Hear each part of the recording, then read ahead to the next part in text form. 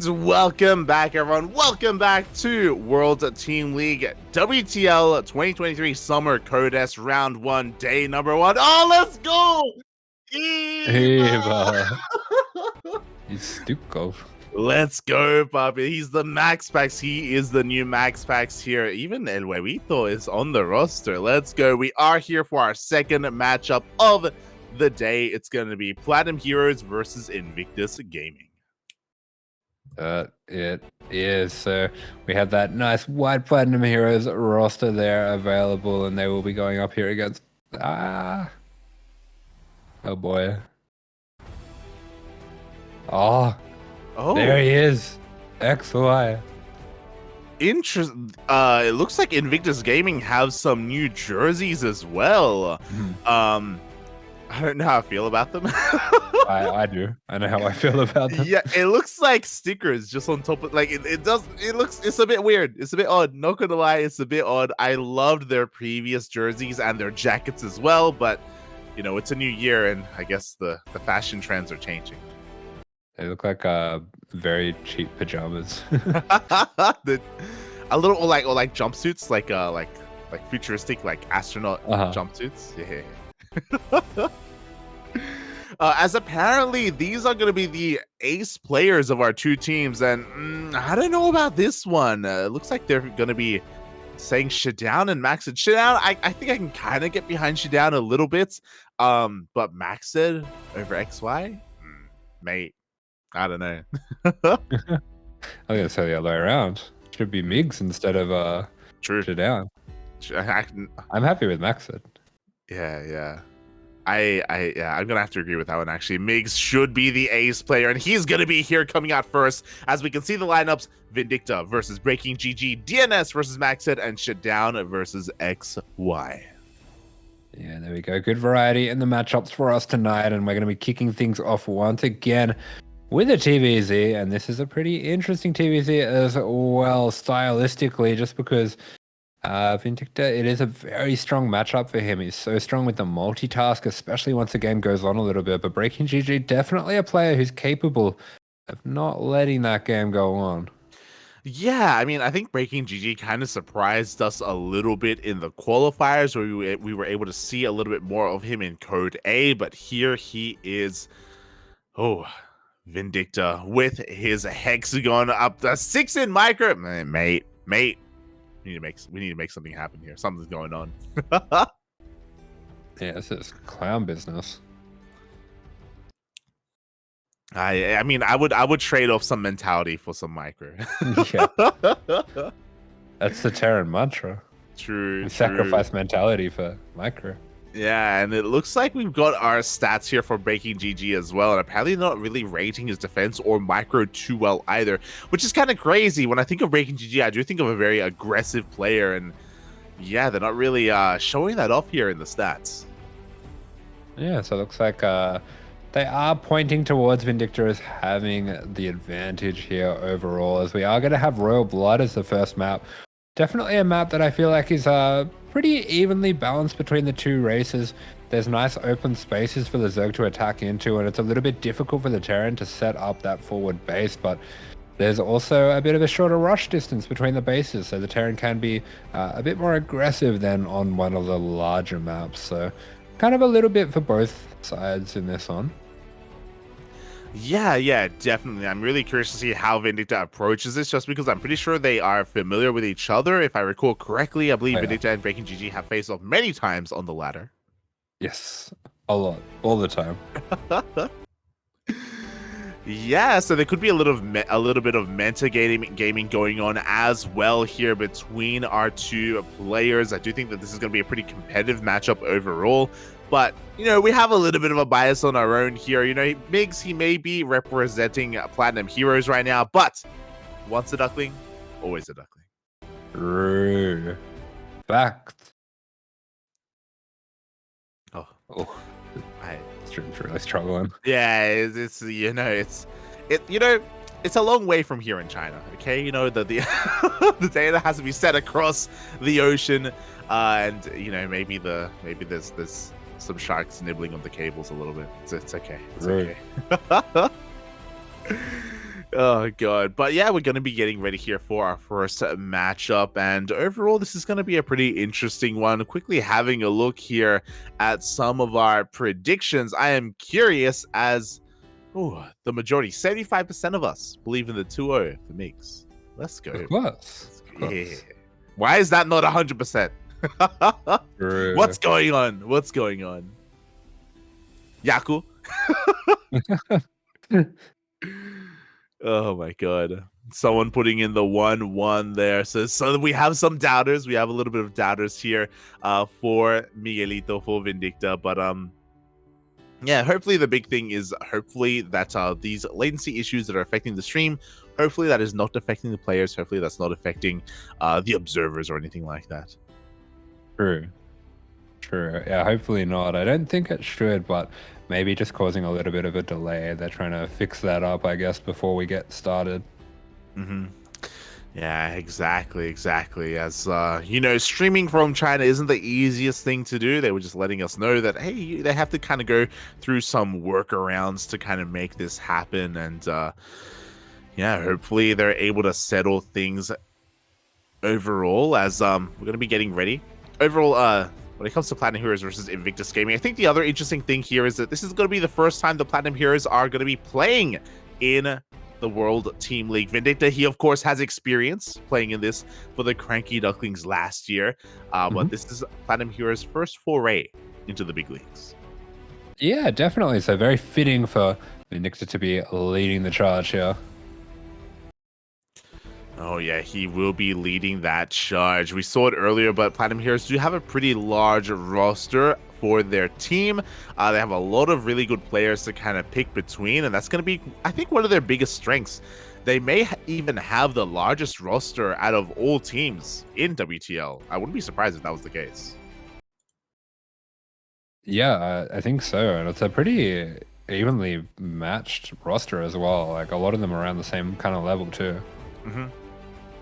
Oh yeah, exactly. Very well rounded, very nice balance here amongst all those players. Nice race distribution as well. So because of that, they can kind of pick and choose and come at this with a bit of strategy in mind for each and every single one of their opponents. Who's feeling good on the day, who's feeling in form on the week. You know, whether it's Vindicta, ShaDoWn, Art, DNS, Hates Me, Eva, and ShaDoWn.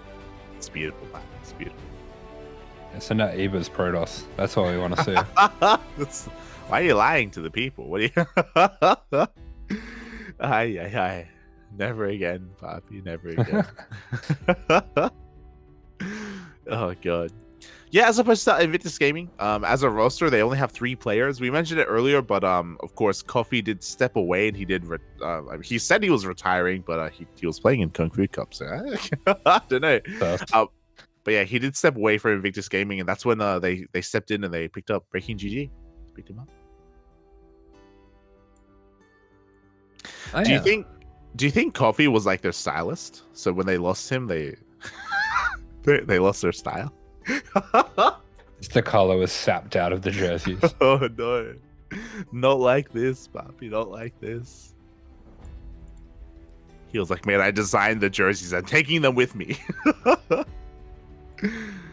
Oh god, smudge. But yeah, I didn't see that Migs got his jersey, but here we go. It looks like we're diving on into the top right hand corner of Royal Blood, the American Terran Vindicta. And in the bottom left-hand corner of the map, with the extractor trick, it is BreakingGG. Do her 15 hatch. Yeah, he's doing the Eric build. Not overhatch, I guess you'd call it. Yeah, this is something that we see quite a few Southeast Asian players doing as well from time to time. I know Mio does it. I haven't quite worked out the pattern to why he does it when he does it. He might just feel like it sometimes, knowing Mio.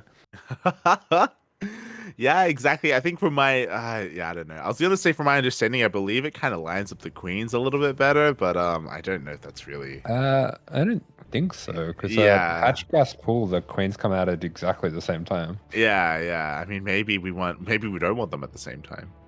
Oh, it's vaping. What? Yo, BreakingGG, he's blazing it up, Poppy. He needs to take the edge off.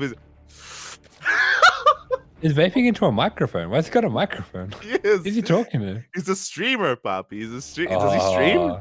That's a streamer. Nation. That's a streamer setup, Poppy.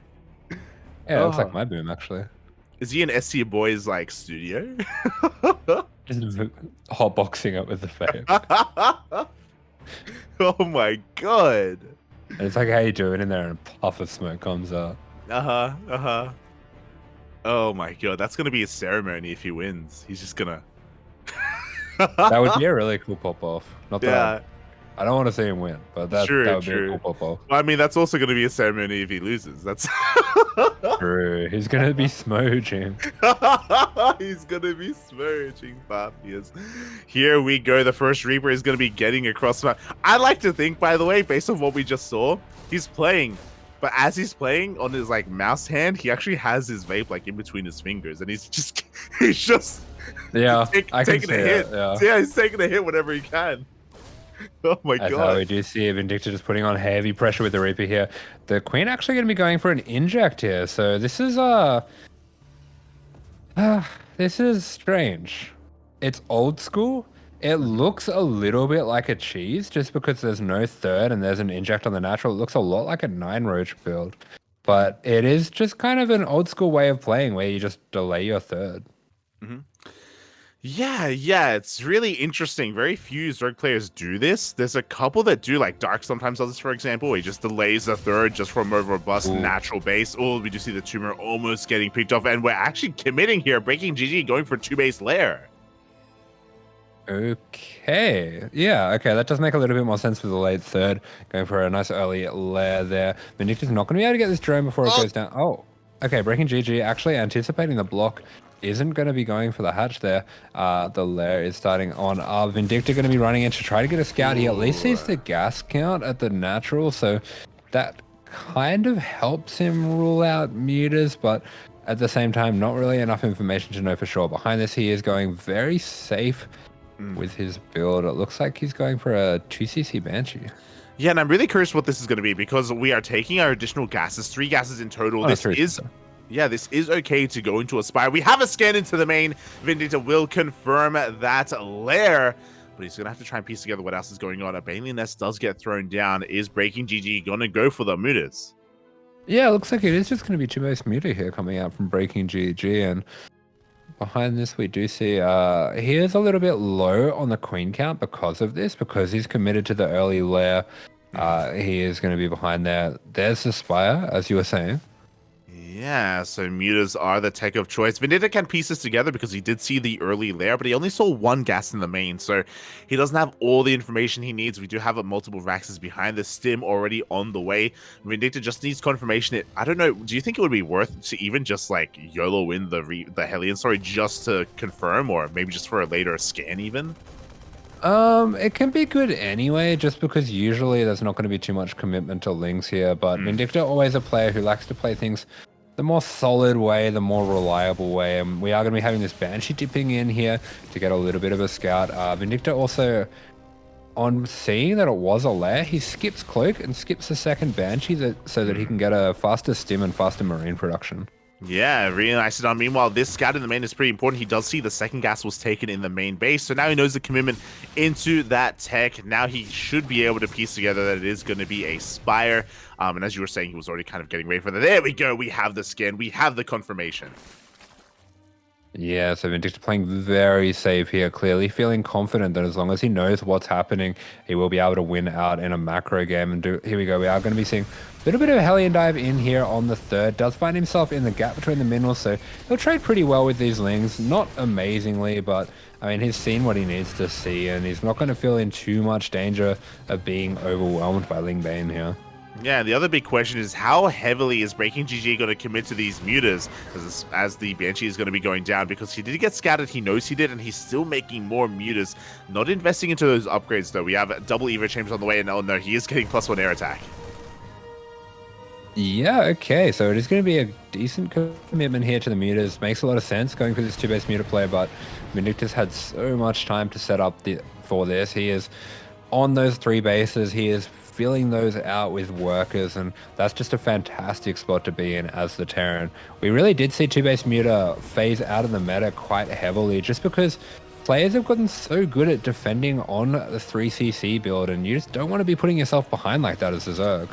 Yeah, you really don't, and there's so much onus on these mutas to deal economic damage to try and make this worth it. For the time being, it really just isn't. BreakingGG only ahead less than 10 workers right now. We've got 1-1 on the way, but a little bit delayed just because of this opener. The mutas looking for more damage, and hey, at least they get another SCV.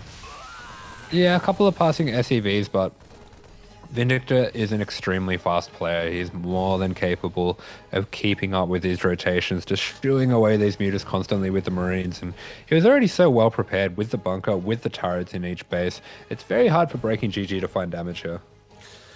Yeah, it really is. And the mutas are going to dive towards that third base. Looks like they will get the sensor tower. It looks like barely is going to be able to keep every single one of these mutas alive. So nice control here from BreakingGG, being as efficient as possible. We see another scan. Vindicta just getting confirmation on that gas count, on the drone count. Yeah, Vindicta wants to make sure that he sees the gases and what's going on there. Sees that 5th and 6th gas, so he will be continuing to feel pretty comfortable about his position here. And we do to see him teching into drilling claws. He's going to be going into that 2-factory mine setup as you normally do. And I feel like he's very comfortable in this game. I mean, Vindicta is not a player that shies away from that more late game stage, and he will be happy to sit back and defend. Yeah, exactly. He's just going to be bolstering up his defenses back at home, and eventually going to be moving out once he does have a standing army with 2-2, with drilling claws. We even have Thors on the way as well. Bit of Ling Bane's going to be rushing on forward here, but we have plenty in position, and yeah, BreakingGG, he just cannot engage. Oh, he's in position. Oh. I can see it so clearly. The rear naked chokehold.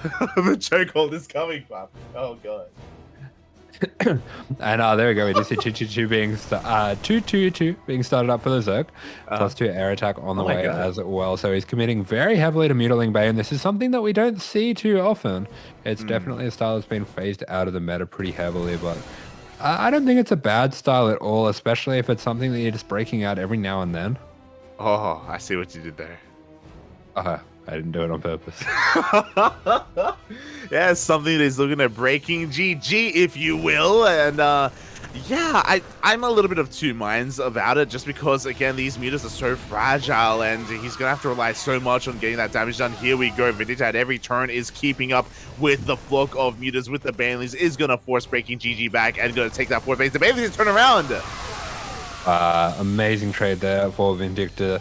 And BreakingGG, he is starting to back himself into a pretty difficult spot as Vindicta goes up towards 4 bases, gets those extra axes, gets those Thors on the way. He is going to have some nasty timings coming up.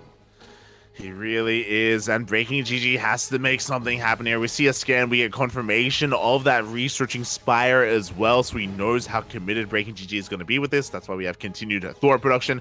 2 more turrets on the way as well. Vindicta just kind of chilling back at home, slowly working up towards 3-3. Yeah, it looks like Vindicta just continuing to keep tabs, making sure that there's no tech into Hive or anything like that that's going to be catching him off guard. And as long as he can just keep tabs on what's happening with BreakingGG, he's going to be feeling pretty comfortable. Oh my god, and here we go. Midnight shot is going to be going off. 2 mine shots go off on the mutas. A decent chunk of them do get hit. Meanwhile, BreakingGG getting ready for a bit of a Ling Bane run by on the right-hand side. At the same time, Vindicta, with no fear, is going for a drop. Yeah, I love this. This is it's actually really cool to see him do this, because he always tells me to do this in coaching. As the mutas go from one side to the other, the side that they've just left is where the drop can go in, and he is going to be using that to bring those mutas back home, buy himself a lot of time and a lot of space. Oh, but at the same time, we have a massive Ling Bane counterattack at that third base, and it looks like what's going on? I don't know. It's all flashing red. No, it's Please. Looks like the bunker, the depots have gone down, but not much else apart from that. Vindicta is going to be pushing on the other side, and yeah, there we go. The observer shows off that Ling Bane went down plenty of it and barely anything for Vindicta, so he just continues to trade well here, and he will be slowly starting to eke himself into this position that he loves so much, where the multi-prong is going, the harass is going, and he's just outgrowing his opponent. Yeah, exactly. And here we go. Now that Vindicta has MacSed, he's going to be asserting himself onto the map, just clearing up all this creep, making sure it gets up the logos. We're going to clean them up nice and nice and shiny.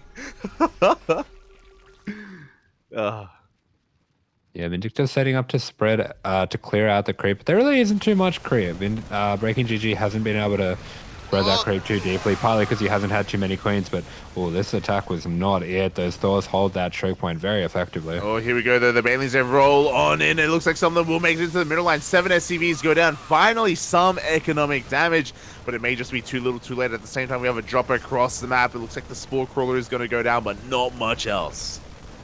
Yeah, Vindicta is looking to keep putting on pressure, keep trading out. The Mutas will be able to clean this up, but the Mutas have not been able to be on Vindicta's side for the whole time just because of this constant harass.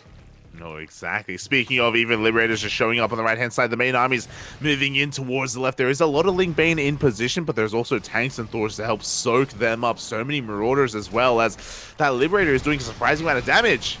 Yeah, and there you go. Vindicta going to be charging on in, pulling those Marines back behind the safety of the Marauders, of the Thors as well. And this is a very difficult army for BreakingGG to engage on. All the Banelings funneling in all together. This was an awful fight here for BreakingGG, but it looks like he might just have enough Lings to break through. The Muta's going to be joining here once again now that the Thors have gone down, so he does get a cleanup despite it not being the most efficient. Yeah, that was a bit of a costly trade for BreakingGG, but he's looking to remax once again. He's actually shifting up his composition.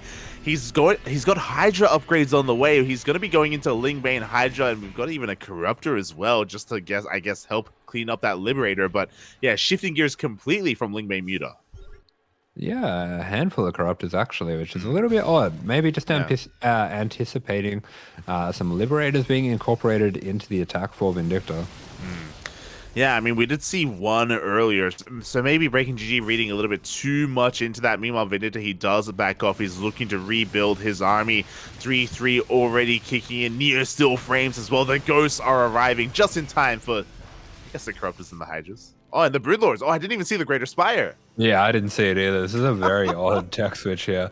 It feels like he doesn't quite have the money to do too much of this, but he will be sprinkling a few in, though. Yeah, 4 Broodlords in total. We have Pathogen Glands on the way. I guess this is a good way to take advantage of those Spire upgrades that he invested in earlier with those Mutas, but as you said, we just don't really have a bank to remax and afford a maxed out Broodlord army, so yeah, going to be going into it a little bit prematurely.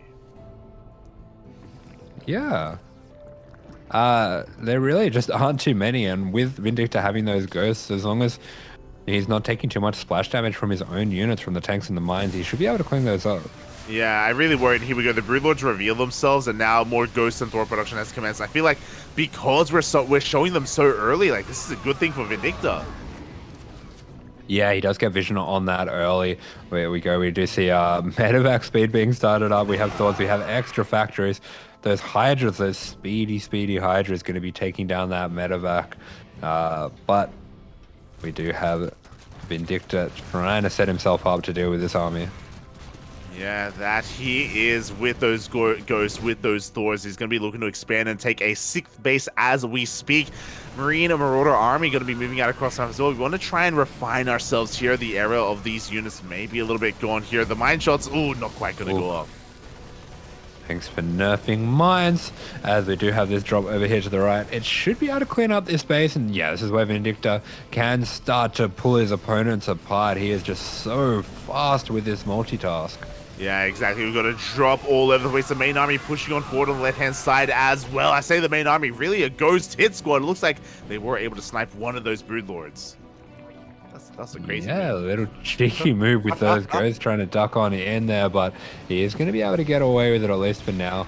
I wouldn't mind even seeing some snipes going down on those Mutas, but it looks like those ghosts need a little bit more time to build up the energy.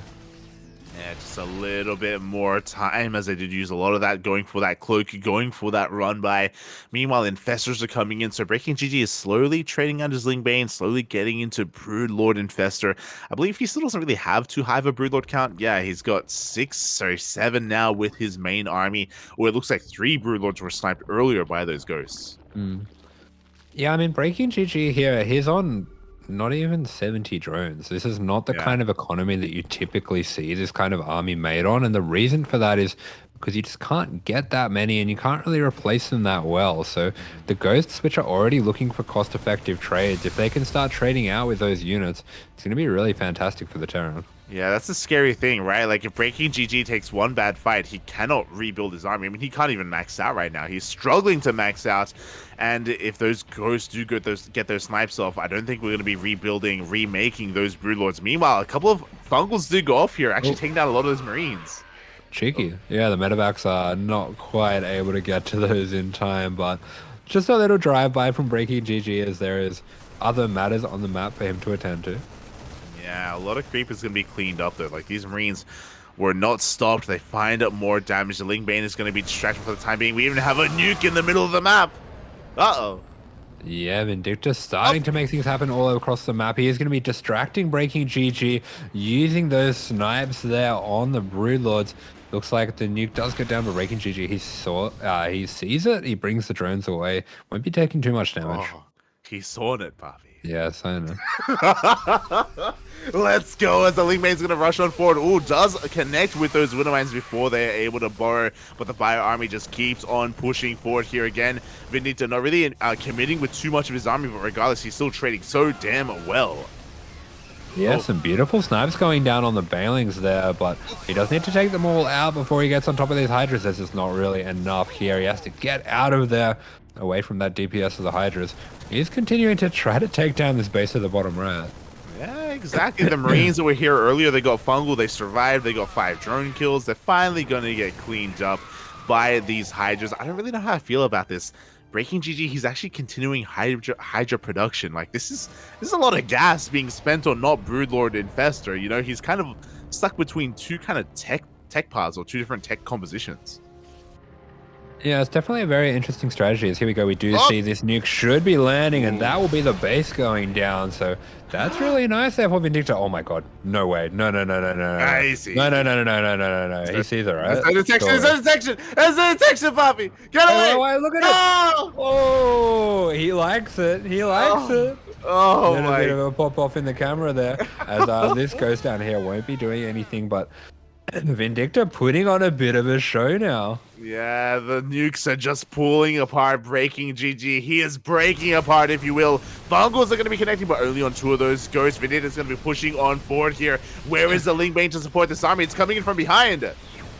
Yeah, that it is. So Vindicta going to have to be very careful not to overextend, but not too much danger of that because there is just no creep here. The Lings evaporated this Ghost, and this fight was very clumsily taken here by BreakingGG. Vindicta has finally found the opportunity to break on through these Banelings being morphed in, but far too late here. Very good Fungal though. That was nicely done.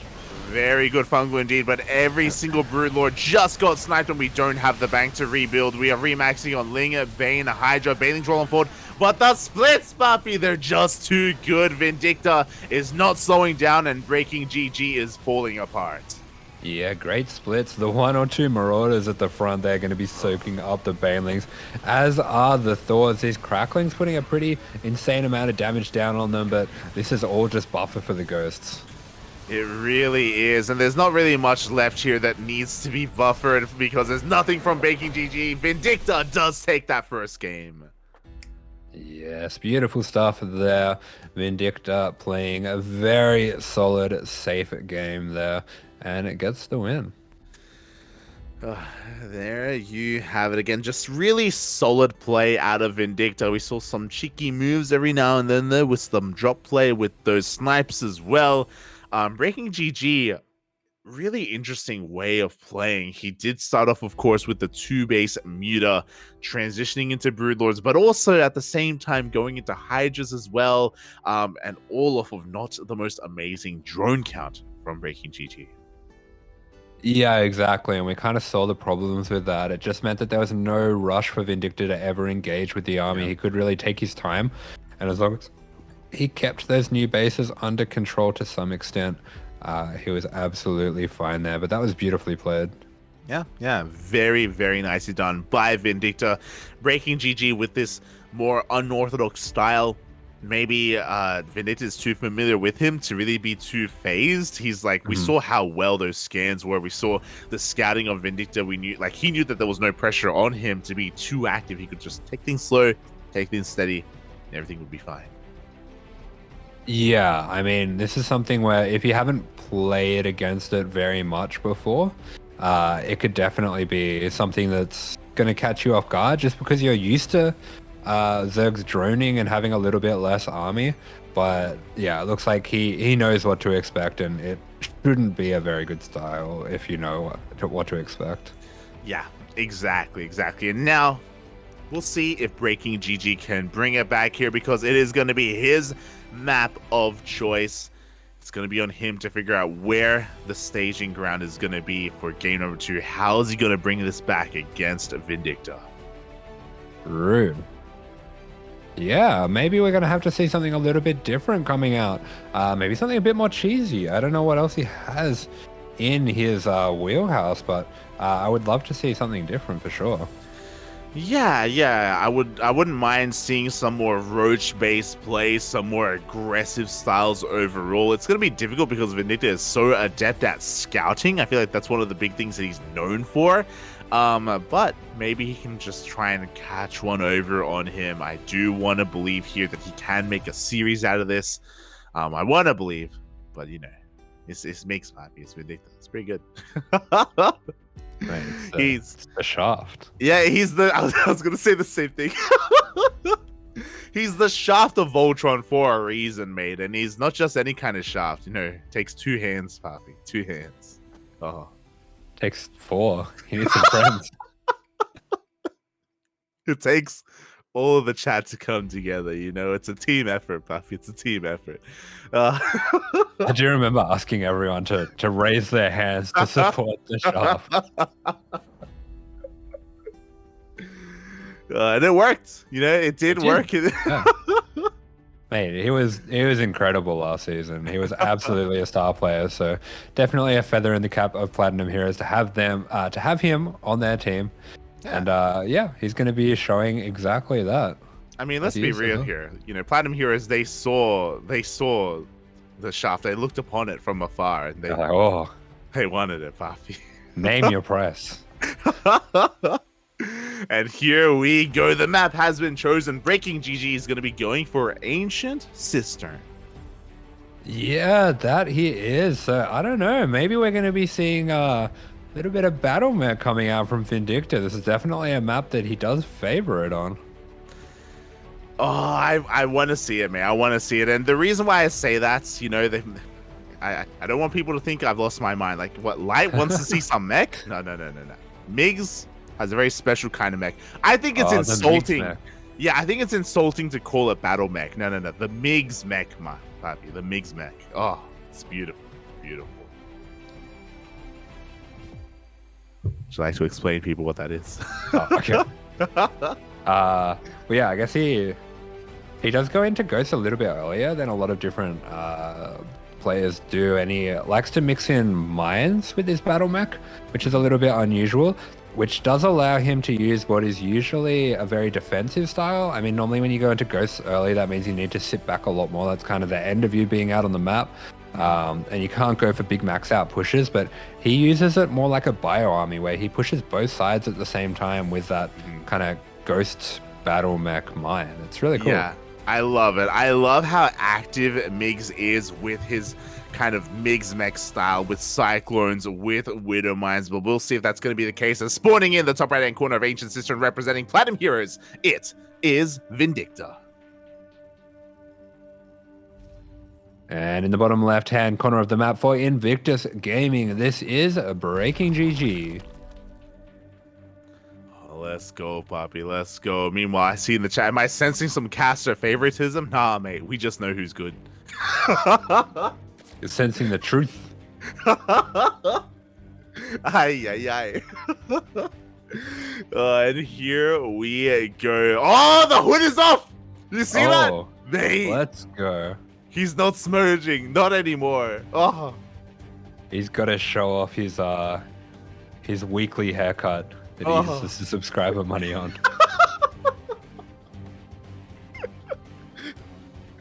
Hi. It looks the same every time. It's beautiful. It's beautiful. Yeah, you get the fade. Yeah. Man, he's doing the live VIP, man. In the middle of the game, just take it off, Poppy. Take it off. Unleash. Yeah. The freedom, the cool air on your forehead. He needs to breathe, Poppy. He needs to breathe. Sometimes you just gotta let it out. You gotta let that shaft get some air. Yeah. You want to air it out. It's healthy. It is healthy. It is healthy. As we're getting into our second game so far, nothing too crazy from our players. To see a Hashcast. We may have seen an extraction trick once again from BreakingGG. I wasn't too sure. Wasn't quite looking. As Vindicta is going for that SCV scout. Yeah, so Vindicta always going to be playing things very proper, very standard and safe, and he will be even sending this scout in, maybe? Okay, no, he's just looking for that drone. That makes sense. Yeah. Just the tip, Poppy. Just the tip. As he is going to be a little bit annoying. Ooh, is going to force the drone back here from BreakingGG. And to be fair, if you recall, last game he did go for a 2-base opener, and he may be forced into that once again. Yeah, I'm not sure. Maybe that drone was just looking to see if it was a Turax, but the Reaper's going to be dipping in here, getting a nice little dance here with the Lings. Vindicta going to be feeling very confident from that last game, and I think that confidence is going to start to shine through in his play. But meanwhile, BreakingGG, as you're saying, once again, going to be delaying getting that third, and he will be getting it a little bit faster this time, but this is also just something that players used to do a lot more often. It was a lot more common to get a bit of a later third, and it's not really that big of a deal to get it a bit later. Yeah, exactly. As there we go, the third hatchery is now taken from BreakingGG. He's not going to be going for any kind of 2-base shenanigans, not this time. As did he just spread his creep tumor backwards? That just happened. He went back into his natural. He's just strengthening. makes the drones go faster. Is he gonna work backwards into his main? I've never seen anyone do that before. That's crazy. He's gonna work backwards into the previous map, and they're gonna have to play it again. Oh my god, let's go, Bobby. Let's go. It's crazy to me because he started it on the edge of his natural, like at the front, and then he's working back. So it's not like he's like putting it near the ramp or anything, you know. So I'm very confused. Let him cook. Okay. Let him cook. Here we go. We do have a 3cc Banshee set up here from Miguelito. So once again, standard opener from Vindicta. Yeah, we are going to be getting the 3cc Banshee here, so no 2-base shenanigans. He will be comfortable to go into that cloak setup, and we're going to be able to get to see what Vindicta can do when he gets his standard game. We do see him as well splitting off that Reaper to send it into the main, just getting that extra scouting. Vindicta always extremely vigilant with his scouting, and he is going to catch eyes on that lair timing. Also helpful to know where the lair is, just so he can keep an eye on that later on. 100%, mate. 100%. So he does get great scouting information, does confirm. And additional gas guys are being taken as well. 2 gases being taken from BreakingGG. Their timing wasn't too crazy. It was around at the 4-minute 30 mark, which is what we should be expecting. So standard play here from BreakingGG. I mean, it is just going to be confirming that, just going to be testing the waters with that creep with his Hellions. Yeah, that he is. So he's just going to continue to poke around, keep on top of this creep spread here, something that he did do very well that last game as well. I mean, it helped that there weren't too many queens because of the 2-base opening. But yeah, this is something that becomes very important to your momentum later in the game. I don't know why, but seeing that Overlord die in the main, I was just thinking of ShaDoWn. The queen? The Contaminate. I was thinking of the Contaminate. Oh, the Contaminate. Okay. Yeah. You weren't thinking about the prison queen that got annihilated? I'm thinking of that now, yeah. That was great. It was good. If anyone missed that yesterday, we saw ShaDoWn have his queen Reaper grenaded into a gap that it couldn't get out of, and then he used a creep tumor to pop it back out. Yeah, he sucked it in, Poppy. And he was able to get past the mineral wall. It was crazy, but it was crazy. Just so damn good at the game. And speaking of being good at the game, we do see a bit of a Ling run by here at the 3rd base. The Hellions, some of them are going to get cleaned up, but the positioning, Poppy, the position. Yeah, Vindicta finding the time to micro those Hellions and takes a very efficient trade when BreakingGG thought he wasn't looking. Oh. And he is going to be able to slow down this fourth as well. So this has been a beautifully controlled game, as we do have a little seance with the SCVs over there. Yeah, they're praying to Goj Maru, Papi. They're just give us our daily minerals. Yes, our daily minerals. Forgive us our mech. Oh. As we forgive those who mech against us. No forgiveness, Papi. No forgiveness. So once a mecha, always a mecha. You're going to be like, next time we class Clem, this guy, he loves to play mech. All he does is play mech. He's never played bio in his life. Unironically, I'm going to say that. Este Clem, Papi. Este Clem. I'm shaking my head. I'm with him. Shaking the dust off my feet. He is gone. He's not my son anymore. Never again, never again. As of course, we're not getting mech here from Vindicta. Unfortunately, he's going to be going for the more biocentric style. We actually have a drop load being set up, I believe, on the right-hand side of the map from BreakingGG. Okay, very cute. This is something that we saw Cyril utilizing quite a lot as well, so cool to see it again. Ooh. But there just happens to be a Banshee patrolling that area, so I don't know if BreakingGG can really get away with this. We do see a scan into the main confirming the macro hatch, confirming the Ling Bane bio style, the Ling Bane style composition of his opponent. The drop order is being set up, but oh, gonna get a bit of a pause. I wanted to take a hit. It's like, bro, pause, give me a second. Just takes a fat bump. It's like, oh, exactly what I needed. He's like, all right, I'm good. I'm good to go. Surprised you didn't need that after the first. The nuke falls on the army. He goes, pause. Takes a big off, and then goes, okay, unpause. Let's go, Papa. All right. BreakingGG, he's ready to go. He's taken that hit. He is ready to engage here with the bio army. Does force that back for the time being. I believe the drop load is there on the right-hand side. There we go. Actually going to be loading in some Banelings. Mate, what if the vape is a vaporizer and it's pure copium? It's just huffing copium through the vape pen. Mate, he's acting like a Terran puppy. Oh my god. Well, he's going to need that copium right here, right now. Here we go. The bio army pushes on forward. Ooh, it looks like the Ling Bane is ready for him. He's going to force him back. The Banelings are rolling on in. Oh, yeah, the Baneling's going to be making some connections. Nothing too crazy. Actually, only 2 SCVs going down. Not that great. I think if he waited just a moment longer, all those SCVs would have been stacking up on that mineral patch, and that would have been a really great time to drop. That would have been amazing. That would have been beautiful, but Vindicta, he gets away with it. He does land his 4th CC on location and is going to be able to get that up uninterrupted. Meanwhile, it's now his turn to shine here. A couple of Banshees just going to be clearing up a decent amount of creep tumors, and the double drop slips into the main. Yeah, the multitask does continue. He will be testing BreakingGG here. Looks like BreakingGG going to be able to clean out these Banshees, but Vindicta, he's going for the spawning pool. He is not going to be able to get it. Bit ambitious there, but manages to get out with most of the Marines. Yeah, I appreciate that he also loaded up all the Marines into the full health medevac as well. I appreciate that. Oh, the other medevac survived. I thought it was going to die. Both do make it out in the end. Meanwhile, massive Ling Bane counterattack being set up by BreakingGG. Vindicta does pull away the boys.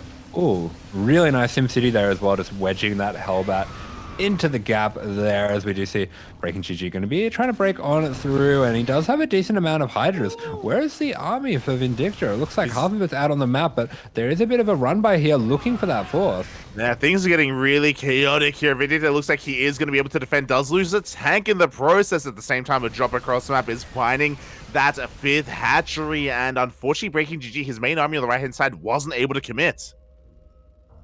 Yeah, this drop is just continuing to be so annoying. He even catches the Baneling run by getting set up on the right-hand side here. Spore finally going to be dealing with that drop that has been a thorn in BreakingGG's side for so long. But he desperately needs to hold on to this 5th. This 5th is so very low, and he was already pretty far behind in the base count. This is not exactly where you want to be.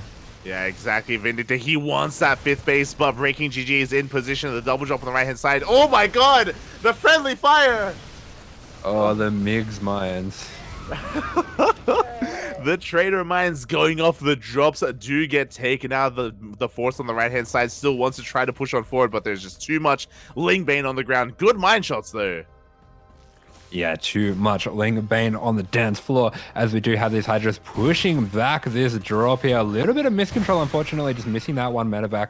Feels like BreakingGG might be getting a little bit of momentum on his side, but he still remains quite low eco. So there's not going to be too much danger for Vindicta as long as he doesn't lose too much army all at once. That's the thing, right? BreakingGG, he has the map control, he is maxed out, but if he does trade a little bit too inefficiently, he's going to have a hard time rebuilding and remaxing, so he has to be very careful with how he fights as he's pushing on forward with 2 armies. Oh. Yeah, and there we go. Vindicta just going to be poking, trying to drag this army back into the PF. He has been fantastic with the SEV pulls, doing a really good job not losing SEVs here. Oh my god, the splits, Bobby, the spreads from Vindicta are insane. The mine shots are going to be going off, and the Banelings don't really find juicy connections at all. Yeah, not at all. And here we go. We are going to be having a bit of a Ling run by in here, but Vindicta, he's pretty much saved all his SEVs. That was a fantastic defense. Absolutely insane. Oh, it looks like some of those buildings are going down, though. I believe the Hydras may have been able to even kill a CC. I'm not too sure what was floating there. Another CC is going to be looking to replace that, though, and amidst all the chaos, I agree. I'm really impressed. Vindicta barely lost any workers. That was crazy. Yeah, but here we go. We do have that CC being re-established. Vindicta still very healthy with the economy. Actually, quite a actually level with the Zerg, which I feel like definitely means the Terran is ahead here. Yeah. BreakingGG still only on 5 bases. Hasn't got a 6 hatch up, which I think would have been good for him to do at some point. Looks like Vindicta, he sees the scan, he sees the army is out of position. He might dive in and see if he can take down this low health base. He thinks twice about it. Yeah, exactly. It looks like he's going to be forced back here as the army is in position. We're kind of running into the problem that we were talking about, where BreakingGG, he only just now joined up to 83, which means he just lost a pretty big fight, and he's having a hard time remaxing and rebuilding after that. We do have 3-3 on the way, and he is reaching that 200 supply. But again, it's all something that he can do so freely, and it is giving Vindicta the time to rebuild and keep up. Vindicta is getting the fusion core. He's going to get the medevac speed. It's what gives him his power. BreakingGG. Let's go, Bobby. Let's go. We have the Spire on the way. Vindicta going for a bit of a drop towards the south, but the Parabomb are going to be able to shut them down. Oh, nice. Parabomb actually almost takes out every single one of these medevacs. Most of the units going to be going down. Vindicta starting to set up this 5th base here. We'll be able to defend that as BreakingGG finally taking a 6. And there we go. There's that medevac speed. So, is it pre-ignitive afterburners? What's it called? What's it called? Oh, you've really confused me now. I feel like I would have got it if you didn't say anything. High-sec Neo Steel frames. Let's go, as the Bailey's going to be rolling on in. Pre-ignition afterburners? That sounds right. Afterburners, yeah. It's something afterburners. Something. It's engine fluffers. As we do have this bio trading out, does finally take down that low 5th base that has been tempting him for so long here. It has been tempting him. The base has finally gone down, but BreakingGG has a new 5th base over towards the northern portion of the map instead. Greater Spire is on the way, and we can't read it on the right-hand side. Can you read it? Yeah. Can you read it? Oh my god. Why do you do this? As we have the Broodlords will be on the way. Send out little bits of harass here and there, but unfortunately flying over the top of the army there. Should have just said Fappy. It says Fuyo. It says medevac. Medevac fluffer, Fappy. Oh, you're so fluent. Thank you. Oh god, here we go as the Broodlord Infestor composition is on the horizon here for BreakingGG. Again, doesn't really have the most amazing economy to really sustain him, but he's going to be pushing on forward anyway. Does get a yoink on one of those tanks. Yeah, it does bring that tank down and has a little bit of an attack setup here. Very cute from Vindicta here. Actually has some E-bays next to that PF to block the paths in. playing with helmets on. We love to see it. Let's go. He's even got that bunker upgrade as well, so we can just load in that much more. We got 3 CCs on the way. Vindicta just pitching his tent, getting ready to receive. Oh. Yeah, we're playing campaign missions over here, as we do have Vindicta just trying to survive this onslaught of BreakingGG. I'm a little bit worried once the Broodlords do come out. I'm not sure exactly how he's going to deal with those. I suppose probably only need a few ghosts. Hey, what do you mean? How's he gonna do? Man, we just need ghosts, Buffy. You know, the ghosts for the Broodlords, the ghosts for the investors. It's only because there's like 5 of them. True. As we do see 7 of those Broodlords on the way, Vindicta going to be able to back up. As we've seen, he hasn't really been able to find too much or really have too much of a presence on the map yet. I wonder what we're really waiting for, or if Vindicta is hoping for one big fight to go his way, like defensively, and then counterattack. Yeah, I do think with BreakingGG playing such a low drone style, it does make sense to just kind of sit back. I mean, you pretty much only have to kill this army once. But we do see as the game starts to go on, BreakingGG is starting to build a bank, and that is probably why Vindicta is looking to start getting some harass going. Good positioning from BreakingGG, does anticipate the harass, takes out these liberators, but Vindicta going to be pushing through the center of the map here. Oh, and here we go. The Broodlords have revealed themselves, but the ghosts are ready. The queens go down immediately, and the Broodlords are forced back at the same time. Vindicta focusing his attention towards the southern portion of the map. There are some banelings, though. Not too many Marines. Good splits, though, from Vindicta. Yeah, just because of the harass that Vindicta has across the map, those Broodlords can't really be supported right now. The army's needed back at home to deal with this bio here, and that saves a lot of trouble for Migs. Does mean that he should be able to deal with this with Ghost, but actually going to be a nuke going down to try to deal with this while all the chaos ensues. Yeah, and as the army moves in position, BreakingGG, he exposes his southern base. That hatchery's going to go down, but the Fungals! Whoa, massive Fungal going to be going down. Fortunately for Migs, it does end before the Banelings can get on top of the Ghost, so could have been a disaster there, but it does continue to be a very scary situation. The Broodlords here, with the support of the Spores, are starting to set up to siege this base down. Yeah, exactly. Slowly breaking on through. The tanks have gone down, the bunkers as well, but the ghosts are moving forward. They have to be very careful. Migs does scan, does see those infestors waiting for that fungal.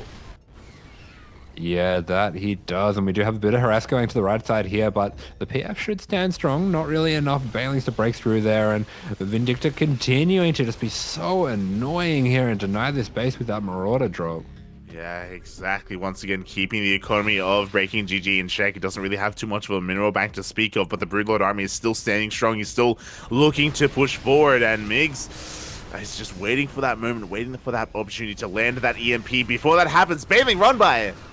Yeah, the Baneling's going to be coming in. The PF just going to be going down, so definitely a little bit unfortunate for Vindicta there, losing 20 workers as well. So this is where things do get a little bit spicy. His worker count is dropping. He is maxed out at least, so he can just start to improve the quality of his army. But BreakingGG also on a very low drone count. Yeah, this is getting really scrappy between our two players. Low drones all around. We do have a decent fungal already on those ghosts, but they don't go down, and once again, BreakingGG is forced back.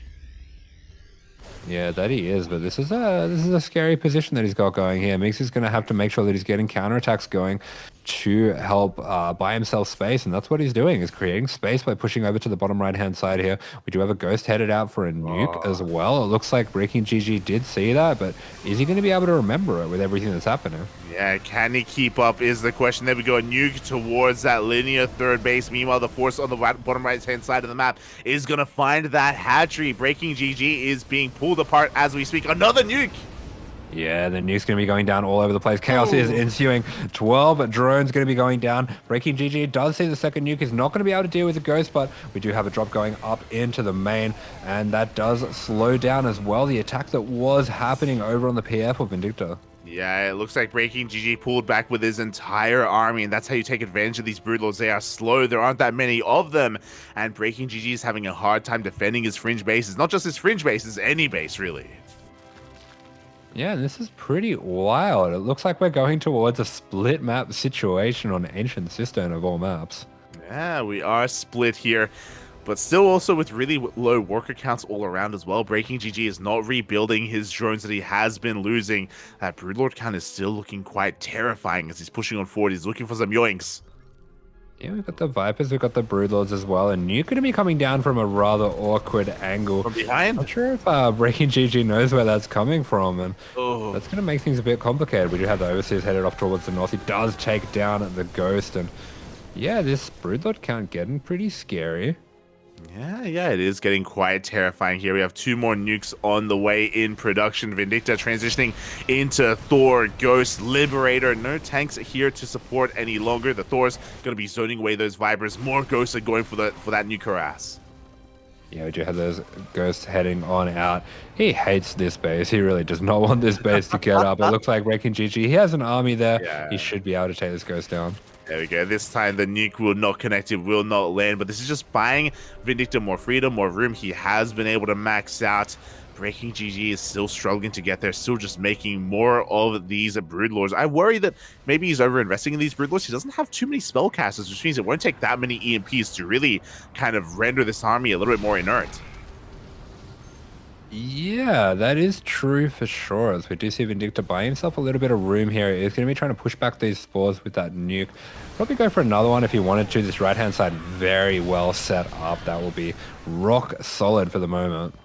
Yeah, here we go. As I believe we have 3 Infestors and 2 Vipers for BreakingGG. He's morphing as many of his Corruptors into those Broodlords. We have a Yoink. Oh, and actually a couple of Ghosts as well. Yeah, Ghost going to be going down to the Banelings there, so some good value yoinks coming out from the Vipers. Yeah, we just see Vindicta just prioritizing this southern force instead. Is going to be gaining more ground. That hatchery is going to be fully... What is this? Like, it's died like 4 times already? It's... Yeah, this hatchery is just not allowed to get up. I mean, there's plenty more. This is a big map, but Vindicta, the more that he can do this, the easier the game's going to be for him.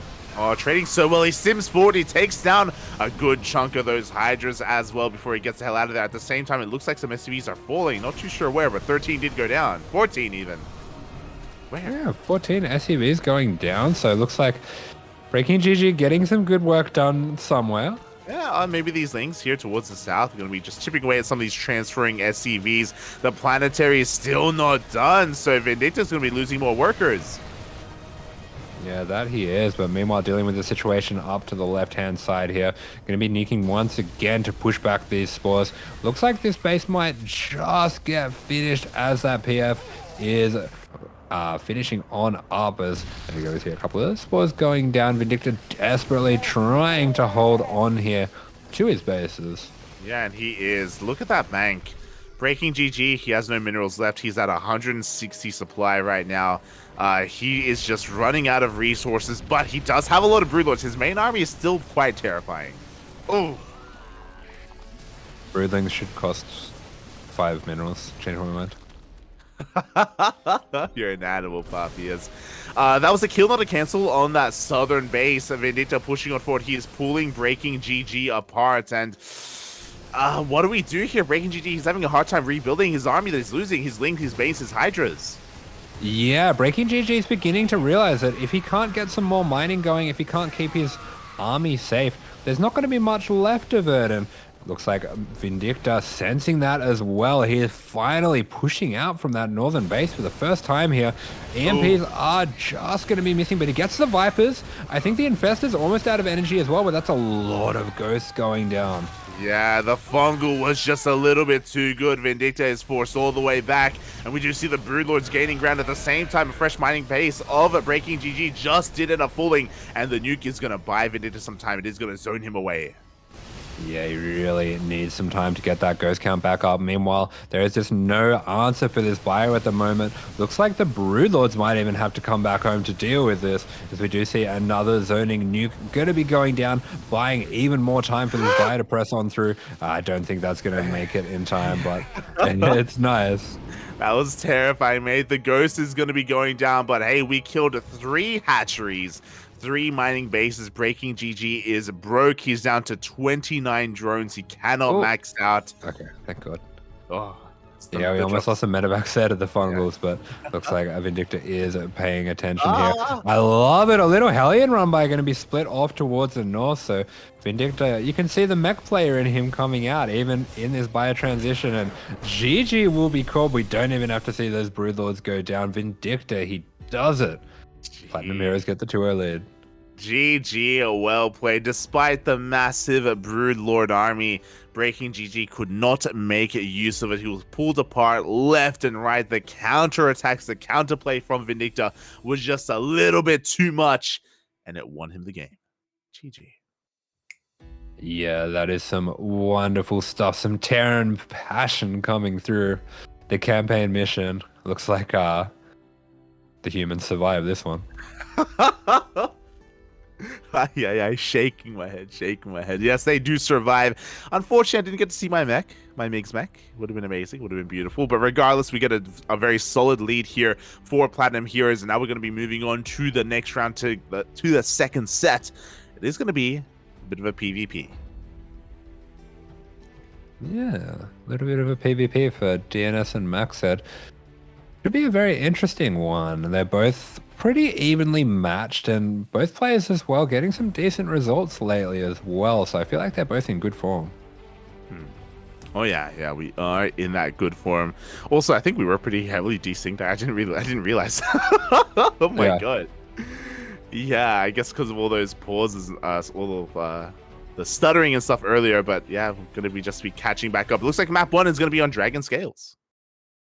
Yeah, there we go.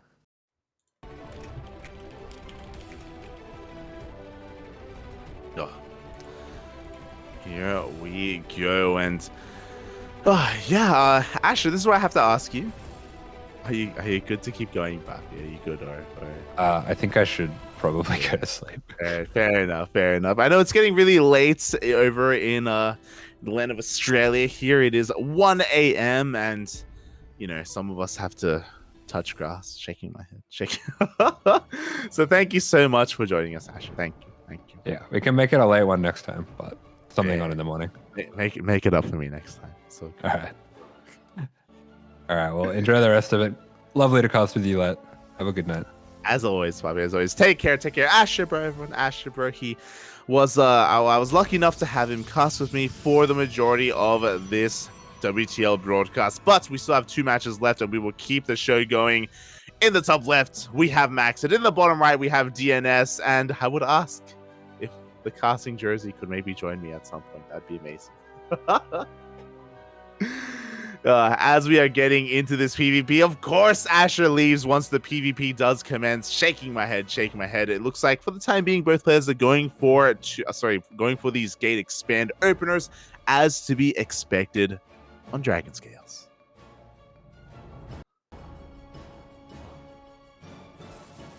Goodbye, you joining me. Okay, we'll figure that out. So the dance is going to be coming. Look, I said that before. I don't have this stream set up for casting. It's okay. So thank you, Koda. Thank you so much for joining me again. Asher, unfortunately, does have places to be in the early morning, so we are going to have to tag out here. But at least we were able to work together to hold up the shaft that is Vindicta. Oh my god. Yeah, that's exactly what happened. Vámonos. I see Vindicta even showing up in the chat. Good job, Papi. Good job. We're so proud of you. GG. Well played. As we're going to be watching the rest of this series unfold, it looks like neither one of these players opted to go for faster tech. Looks like Nexuses have been thrown down, and there we go. Our tech of choice has been chosen. DNS does go for that Stargate.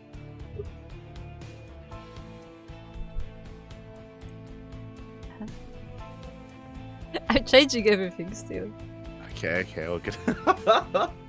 So we're going to have a faster Stargate here from DNS. I believe MacSed was able to confirm that, so he should be fully aware that oracles are on the way. He's got a couple of options. He can go for his own Stargate if he so chooses, but no, MacSed has a probe out on the map. He could be looking to go for his own proxy instead. Does throw down another gateway, a second gate, and are we going to see a third gate? I guess we'll find out soon, as DNS will be checking the other side of the map to see what is going on. And I have to catch up as well. DNS going for an Oracle. Okay. There we go, there we go. Everyone, welcome Kura, the casting jersey herself. Usually she's handling the production and she is handling the stream here today. But as a reminder, we are not observing. The WTL admins or the WTL organizers do have their own observers in these games. Yeah, as a reminder, everything about the sound will be broken. Oh. So don't worry about it. Beautiful, beautiful. And there it is. There is that third gateway from MacSed. Again, he doesn't have a Twilight Council. He doesn't have any tech whatsoever. He's going to be going for a pure gateway attack here. And he should have a shield battery back at home. He did scout this earlier. The shield battery finishes up. Ooh, a couple of seconds too late. 1 second too late. We'll lose a couple of probes.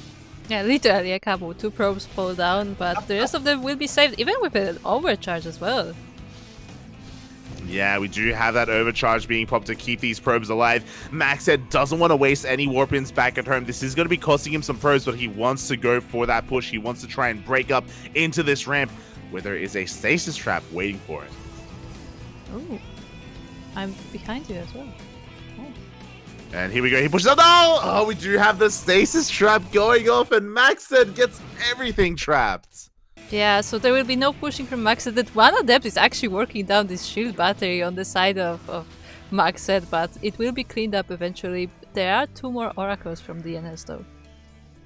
Yeah, there are 2 oracles going across now. They have that one-shot potential. MacSed is backing off. It looks like he has recognized that he cannot end the game with his 3-gate vanilla stalker push.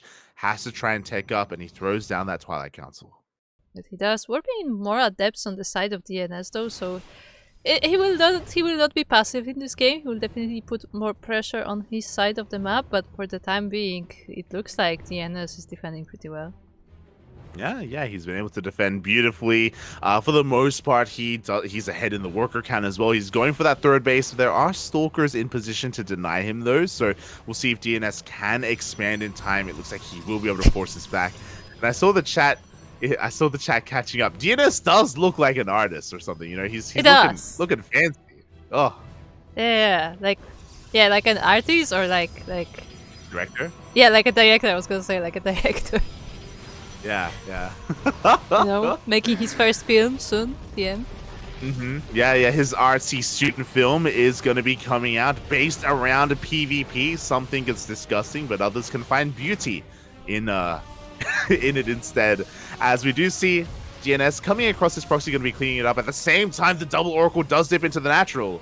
Yeah, 3 more probes fall down, but at the same time the adepts make it into the base of DNS, and a lot of probes are actually falling down. There is no shield battery in the range. No shield battery whatsoever. MacSed is not going to take this line down. He's dealing some counter damage, but he's got a lot to make up for because 10 probes have gone down. 11 probes. Oh my god. Yeah, 11 probes down, and DNS is now pushing towards the 3rd base of MacSed. There is not a lot of stalkers left actually for him, so this army will be overwhelmed, but there is reinforcements coming. Yeah, massive blink advantage as well. Again, MacSed his own Twilight Council was heavily delayed. 10 more seconds until blink will finish. Before that happens, though, DNS has control of the high ground. Yeah, and it blinks on top of the army of MacSed, killing down a lot of these stalkers, but these armies are still fairly even, so with the reinforcements, maybe MacSed can hold this. It looks like reinforcements are coming in, but it's not going to be enough. DNS takes the fight. There's no shield barrier at the 3rd base, and at the same time, it looks like those 2 oracles have made it into the main. We can see the picture-in-picture. 13 probes have gone down. GG gets called, and DNS takes game 1. GG. I've never seen DNS before, I'll be honest. Haven't you? I think I have. Nope. So I think you're like a few seconds behind me as well. But yeah, looking good here. DNS is, again, MacSed did start with a very aggressive opener. As if you recall, he did delay his Stargate, he did delay his Twilight Council for that gateway aggression. The aggression that didn't do much of anything. We saw that stasis trap pay off so well for DNS. Yeah, definitely. But we'll see how it goes on in game 2, as we do have our map, and it will be Ancient Cistern. Yeah, that's going to be the map of choice here for MacSed, and we'll see if he can kind of bring it all back here. Again, just trying to be the aggressor initially, but going to have to try to find another angle here. And the pressure is on MacSed because if we kind of put this into perspective, Invictus Gaming, if they lose this game, they lose the series. Oh, true. Because of the 2-0 Vindicta in the first game. First set. By the way, for the predictions for this match, majority of people predicted 1-1. So we'll see if they are correct. Because yeah, for now we have one for DNS. We'll see. Yeah. I think when it comes to a lot of these PvPs, we have had some split predictions just because PvPs can be really difficult to read, and they can end quite quickly as well. Like honestly, like this game was decided when MacSed committed so hard to that 2-base push, and for it to fall on its face, it can be really difficult to come back from that situation.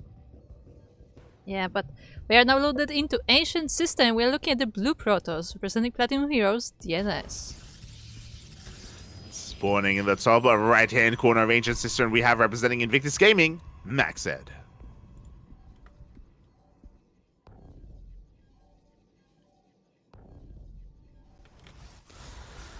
Oh, and yeah, here we go. We'll see how things will differ because we're on Ancient Cistern. Should be seeing some 2-gate openers all around, so a little bit more of aggressive openers going to be coming out, not as economic as the last game.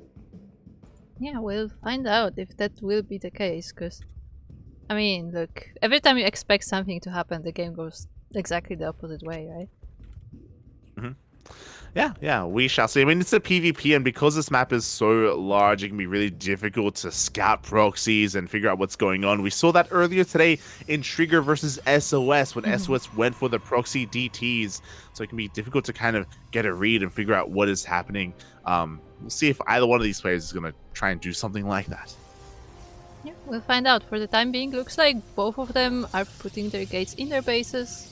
Quite mirror builds as well, quite mirror timings, so no proxies for the time being, but the pro of DNS is going up. Yeah, it is going to be scouting around the southern portion of the map here. We'll see if it does plan on throwing down a pylon. For the time being, we're still going to be waiting for our cyber cores, though. We're still going to be waiting for our initial units. Kura, let's play a game. Oh no. Quick. Double StarCraft from MacSed. I'm gonna say Stalker, double a dead from DNS. We'll see what happens. Oh, it's Stalker Sentry from MacSed and double Stalker from DNS. Yeah, almost. Do I get half a point if I predict one of the units? I don't think that's how it works. Oh, okay. Oh god, but yeah, this means that MacSed is going to be a little bit more defensive here. The power of the Sentry, of course, is that hallucination. With that, you can scout and basically see everything that your opponent is doing. Yeah, definitely pretty useful unit there.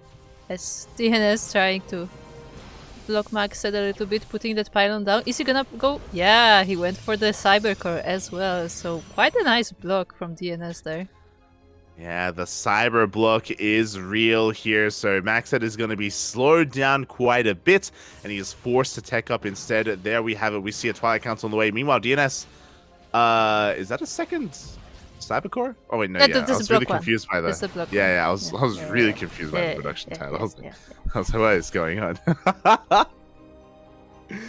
Oh god, thankfully, we do see delayed tech from DNS. He's going to be taking a much faster Nexus. He let it finish, by the way. He let that cybercore finish. Well then. I guess MacSed is not taking second base. He did take that third one, as you said. But yeah, we'll see what's next. MacSed is scouting, as you said. These sentries are really neat for hallucination scouting, and he sees the entire base of DNS, so he can sort of know what to expect. At least nothing too aggressive right now. Yeah, so here MacSed is gonna have to try and taste a bit of a taste of his own medicine as he's forced to go for the unnatural natural in this PvP. DNS will confirm this with his hallucination scout. We'll see the tech as well, that of course Blink is being researched. There is no Dark Shrine in the main base. So MacSed is gonna have a window here where he has Blink and DNS does not. MacSed can be a little bit aggressive. DNS has to try and prepare for that defensively back at home, as he will be the one with the economic advantage instead. Yeah.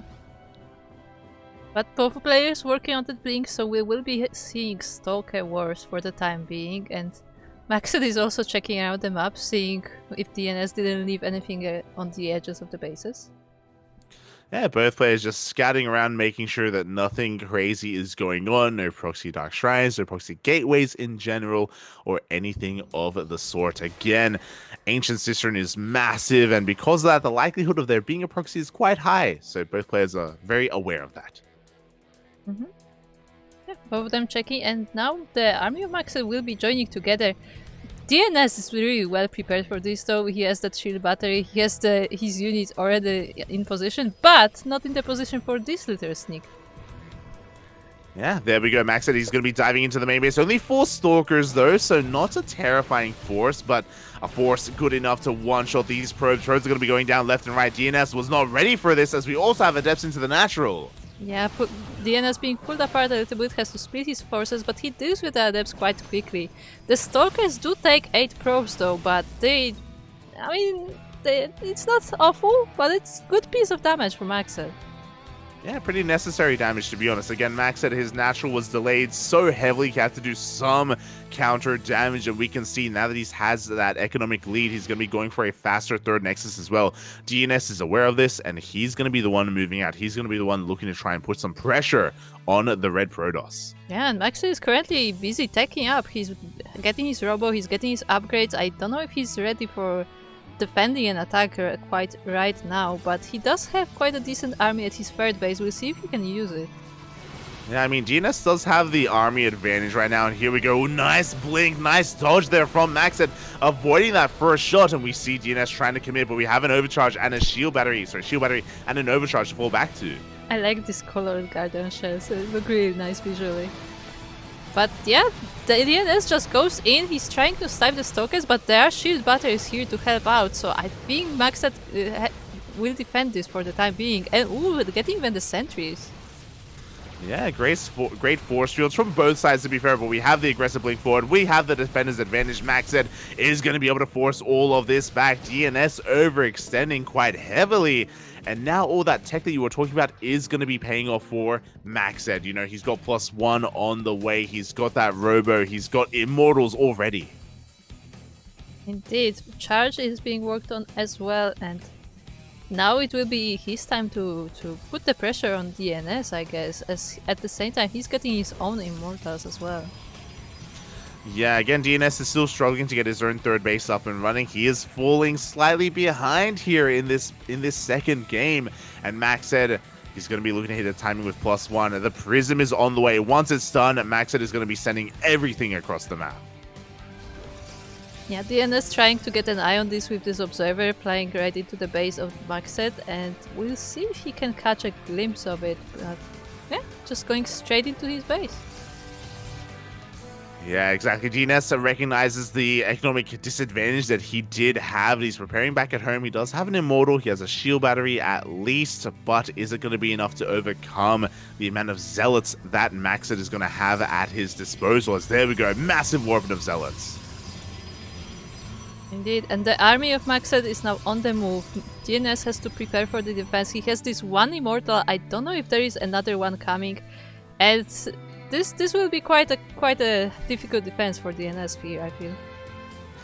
It really will be. Like, these zealots, they just do such a great job at tanking both Stalker and Immortal shots. They close the distance. They are just a great buffer force. We can see, though, the Prism is actually going to be sneaking around the edge of the map. It's not going to be reinforcing the main army. It's going for a counterattack instead. Yeah, these zealots you've been mentioning are actually a harassment force, distracting the main army of DNS. He has to choose if he wants to fight the army or he wants to save his economy, and MacSed is just waiting for the right moment.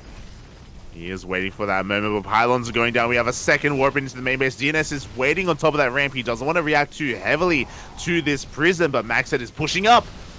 Show us, puppy, show us. There we go. Yeah, and there are only Stalkers here to defend. I don't know what happened to that Immortal. Maybe it was sniped already, and yeah, MacSed is taking this front as well as the mineral lines. Yeah, MacSed is pulling DNS apart. DNS just doesn't have the numbers. Again, he fell too far behind earlier on. GG gets called, and MacSed fights back, tying up that series 1-1. This is just me, or does MacSed always look so proud of himself when he wins? I don't know what it is. He had a bit of a fist bump going on there, and we do indeed have that 1-1 score in the end. It is what, as you said, a lot of people did predict here. These PvPs, it can be difficult to kind of decide that it'll go in heavily in one favor or the other, and yeah, MacSed fighting back quite well here. Yeah, indeed. And with that 1-1, that gives a chance to Invictus Gaming to still take this match, as Platinum Heroes only we need one win to take it. And we have another set coming, which is ShaDoWn versus the Mindset XY. Yeah, here we go. The mindset of the king. We were talking about it in the Code A qualifiers, how it just wouldn't be the same. WTL would not be WTL if it didn't have XY, the mindset of the king, as a part of it. And I would even go as far as to say that XY is the ace player of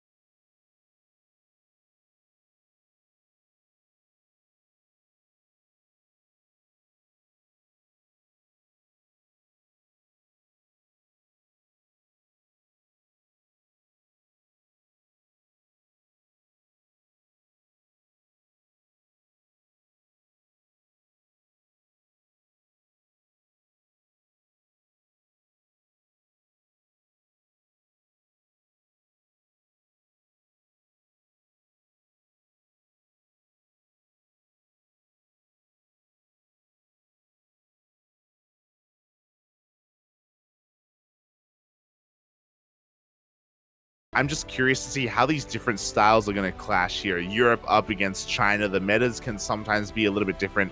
And XY as well has kind of his own kind of twist, his own kind of flair to his play. Yeah, definitely.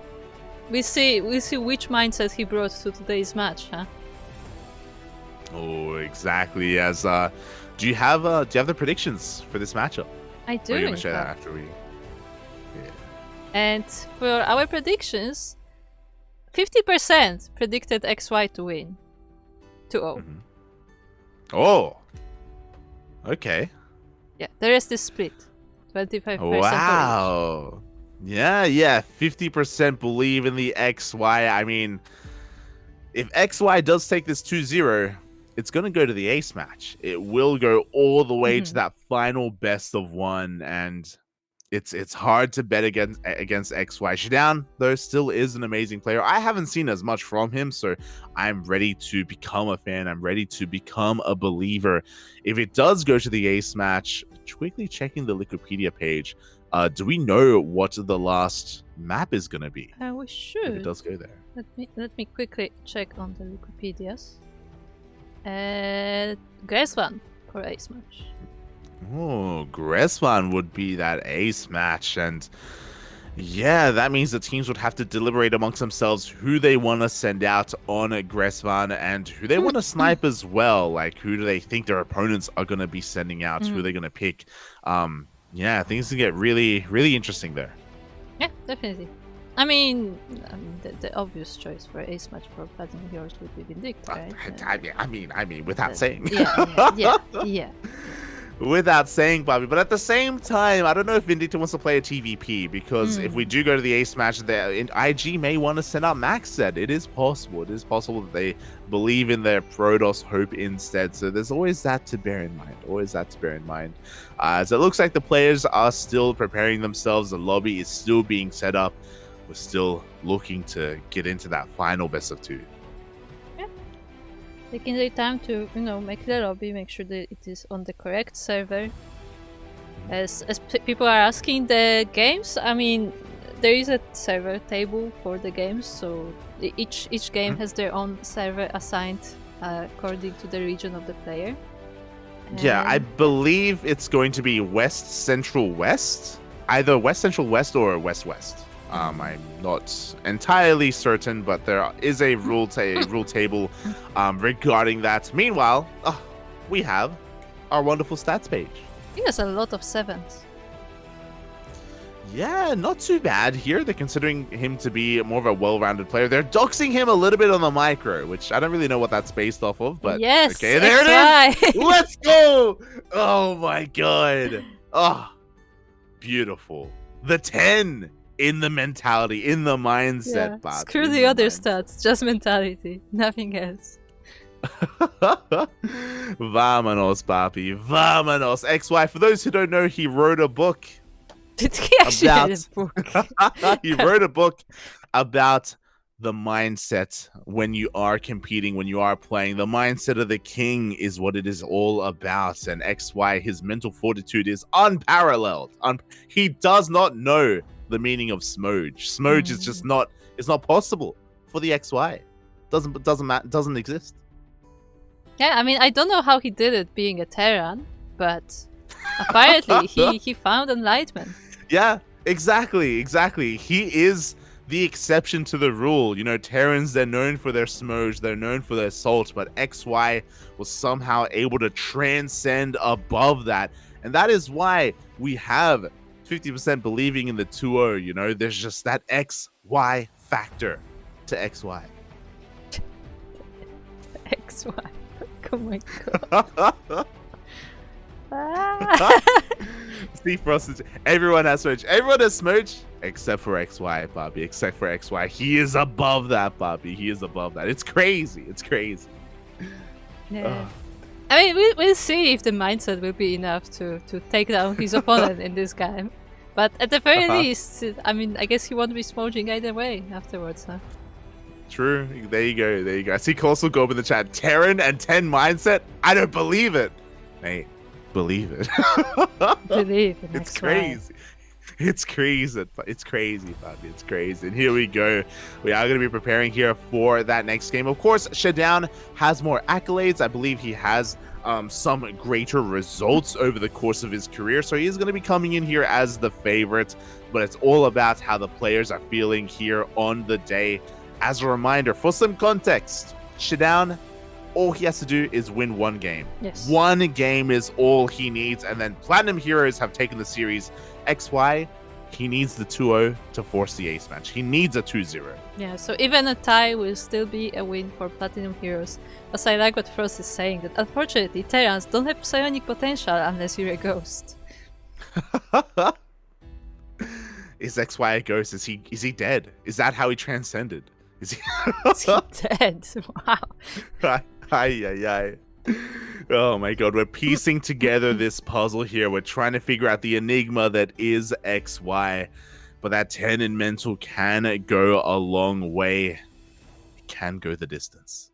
Yeah, definitely can. And I mean, a mindset is everything really in these kinds of games, because look, it all depends on, like, how do I put it? Like, a game like StarCraft is so like mind intensive that like if you like get faced easily by things not going your way, like it definitely can influence your game. So if you can keep that Zen mindset throughout any game, then I mean you can do a lot.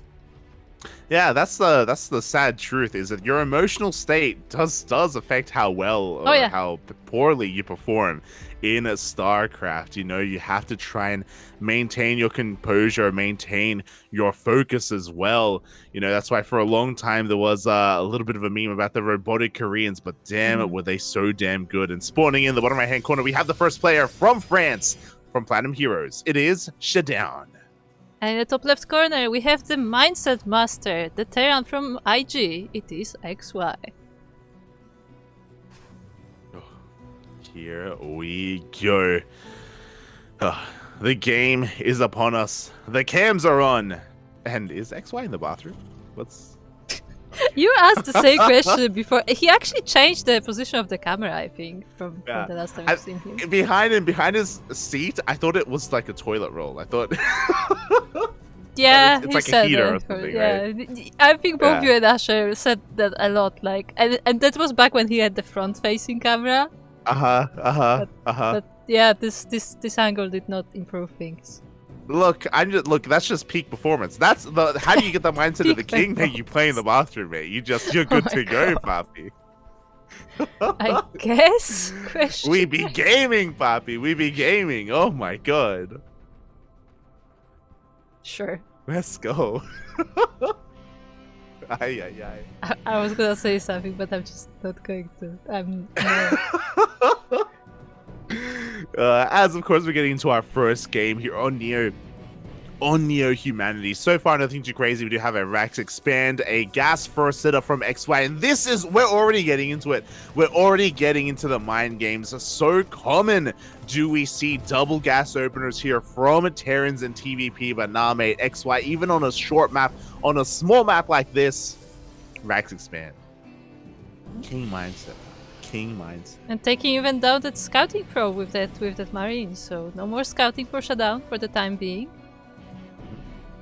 And yeah, XY just, comfortably expanding, putting that bunker down. Yeah, he's going to be preparing himself here back at home. We do see, I believe, XY skipping out on the Reaper Scout, and I think he skipped out on the SCV Scout as well, so he's not really too concerned with what his opponent is up to, just more concerned with his own build, with keeping himself safe and sound.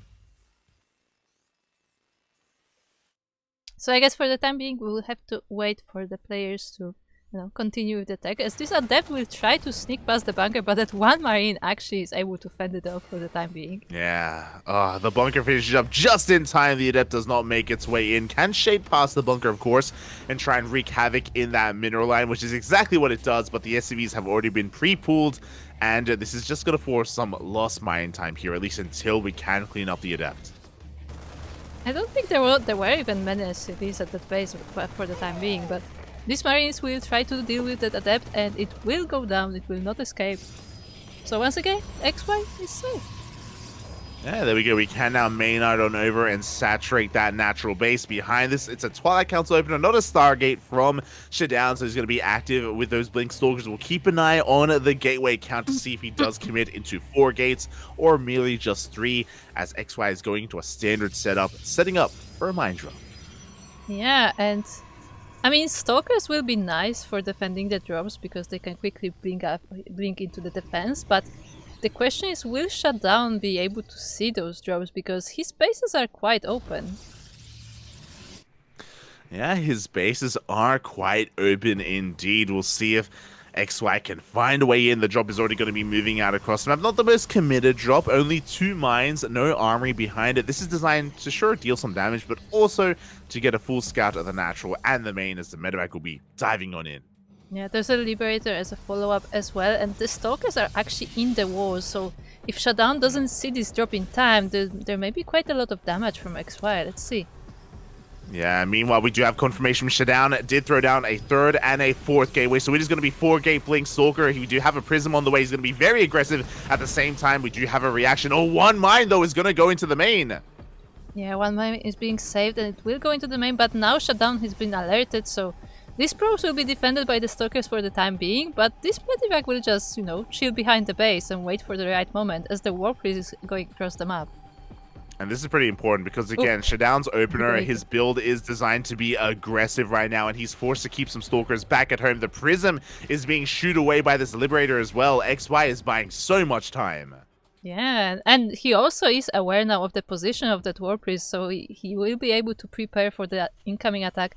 The Liberator does stay home after all, and it will be defending this ledge of the base. We'll be defending that ledge. We do have 1 tank on the low ground, a bunker as well. XY is trying to split up his army and determine where the Stalkers are coming from. There we go. The tank was left exposed. We have to blink forward. Yeah, the tank is being sniped down. The Liberator is trying to help with the defense. There are only Marines here on the low ground, and SCVs will be started to fall down. Yeah, things are getting really messy here. The Marines, they push on forward. They do not have Sim. They do get the Prism in the end, and now these Stalkers are going to be cleaned up. They do get another tank, though. Yeah, there are still a lot of Stalkers left, and the Marines are actually struggling to catch up with them with that blink straight into the main base, taking the third tank as well, and 8 SCVs are falling down, and there will be more. And the question is this worth it? It's kind of hard to judge here because we're going to be losing a lot of Stalkers. We lost the Prism as well. But we got 13 SCVs and we also got 3 tanks. ShaDoWn actually smiling to himself afterwards. Yeah. I mean, he got away. Yeah, he did. I mean, some of the Stalkers got away, but... Yeah, we can see there ShaDoWn did trade more efficiently, and you know what he has not done? He still has high ground vision with that Observer. He can blink up into the main once again, and after resetting that tank count, this can get out of control. Yeah, and the army of XY is out of position. They were all on the front of the base, and the Stalkers are already in the main, and now that the Marines are arriving, they can just leave. They can just leave. The tanks are attempting to reposition between the bases. Once again, ShaDoWn gets eyes on everything with that Observer. Prism is loaded up, going in towards the main. ShaDoWn is also expanding behind this. He's no longer all in. He's content with the damage that he has done. Yeah, I mean, he is keeping XY busy, so he has the space to expand. At the same time, he's dropping the Stalkers in the main base, forcing XY to move his forces to defend. At the same time, he has a group of Stalkers on the front as well, so he can just pick the right moment and go in. He can pick the right moment. Meanwhile, Stim just now started. I feel like this is a little bit late, but we do have Stim on the horizon now for XY. We do see ShaDoWn threatening that natural base as well. We are going to be ramping up that Rax production as well as the Prism comes back in. Yeah, there is a tank to defend this time, so the Stalkers are falling down. Ooh, actually baiting the shot straight into the SCV is really neat from ShaDoWn. Yeah, the friendly fire is real, and these Stalkers have just done so much damage for ShaDoWn. Finally, a couple of them do go down, but we may just be forced into a really awkward position for XY. Does he have a third CC? I don't know if I saw one at the natural or not. He was making one when the Stalkers arrived. I don't know if he finished it, but it is not floated to any of the bases, and the War Priest is still there doing damage.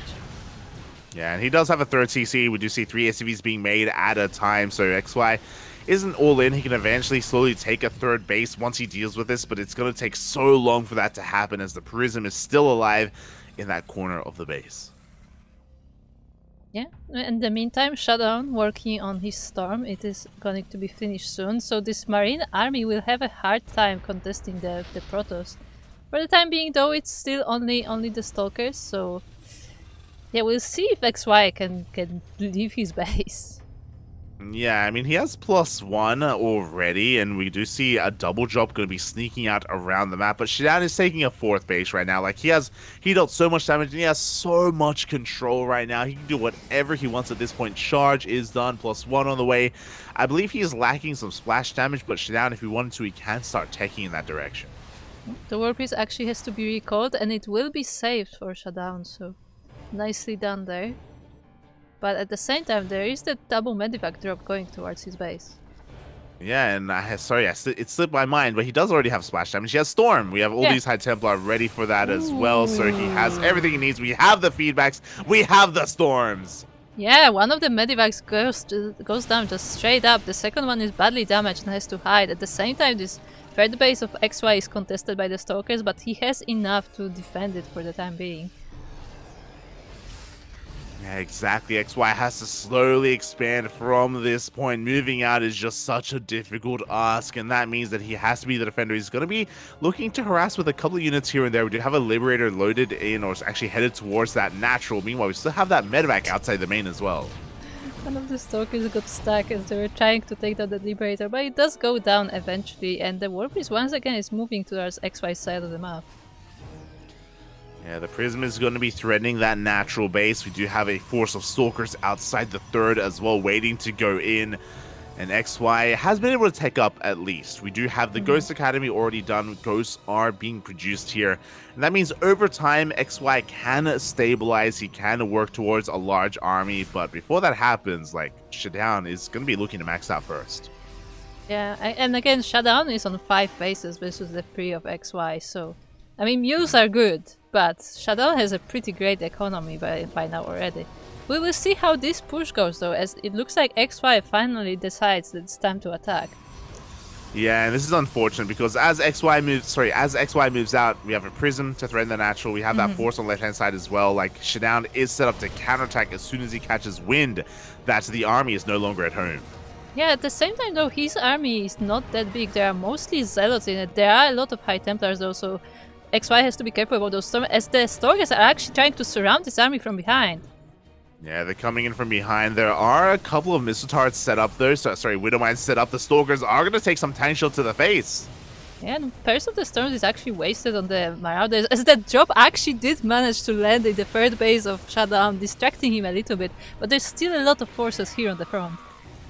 It is going to do a little bit of damage. It looks like those Stalkers are catching some reinforcements of XY, forced to recall though all the way back home. EMP's trying to connect with the charge shots with the Archons, not quite connecting though. Yeah, just a few of them connect, and XY is about to be surrounded by the entire army of ShaDoWn.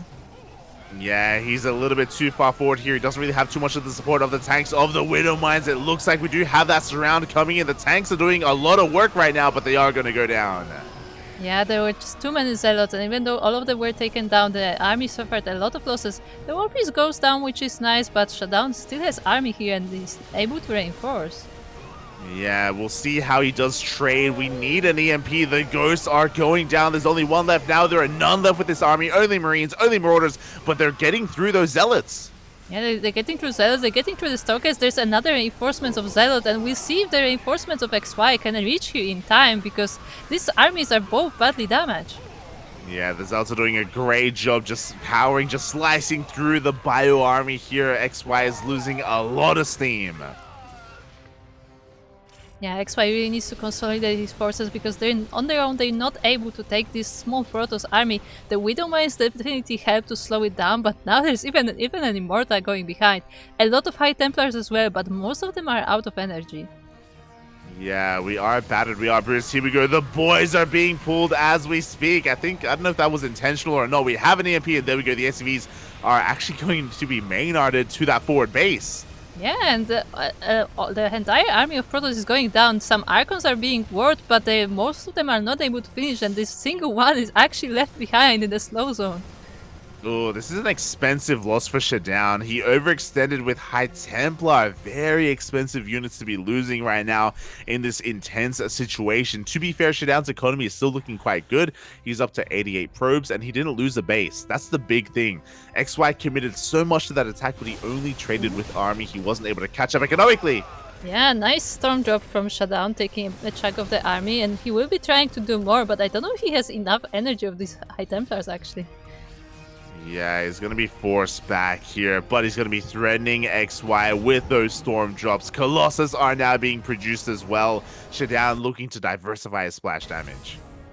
Yeah, at the same time, XY getting more ghosts, so maybe he will be able to land some more EMPs, but yeah, the army of the Protoss is getting scary as the time goes on, and XY still has mostly bio. Yeah, Bio Ghost isn't bad, but once Colossus hit the field, we need to go into Liberators, we need to go into Vikings, we need some other unit to support this army. And we're producing 2 Colossi at a time for ShaDoWn, looking close to maxing out. At least XY was able to expand, double expand actually. His economy is soon about to be booming here, but does he have the right army?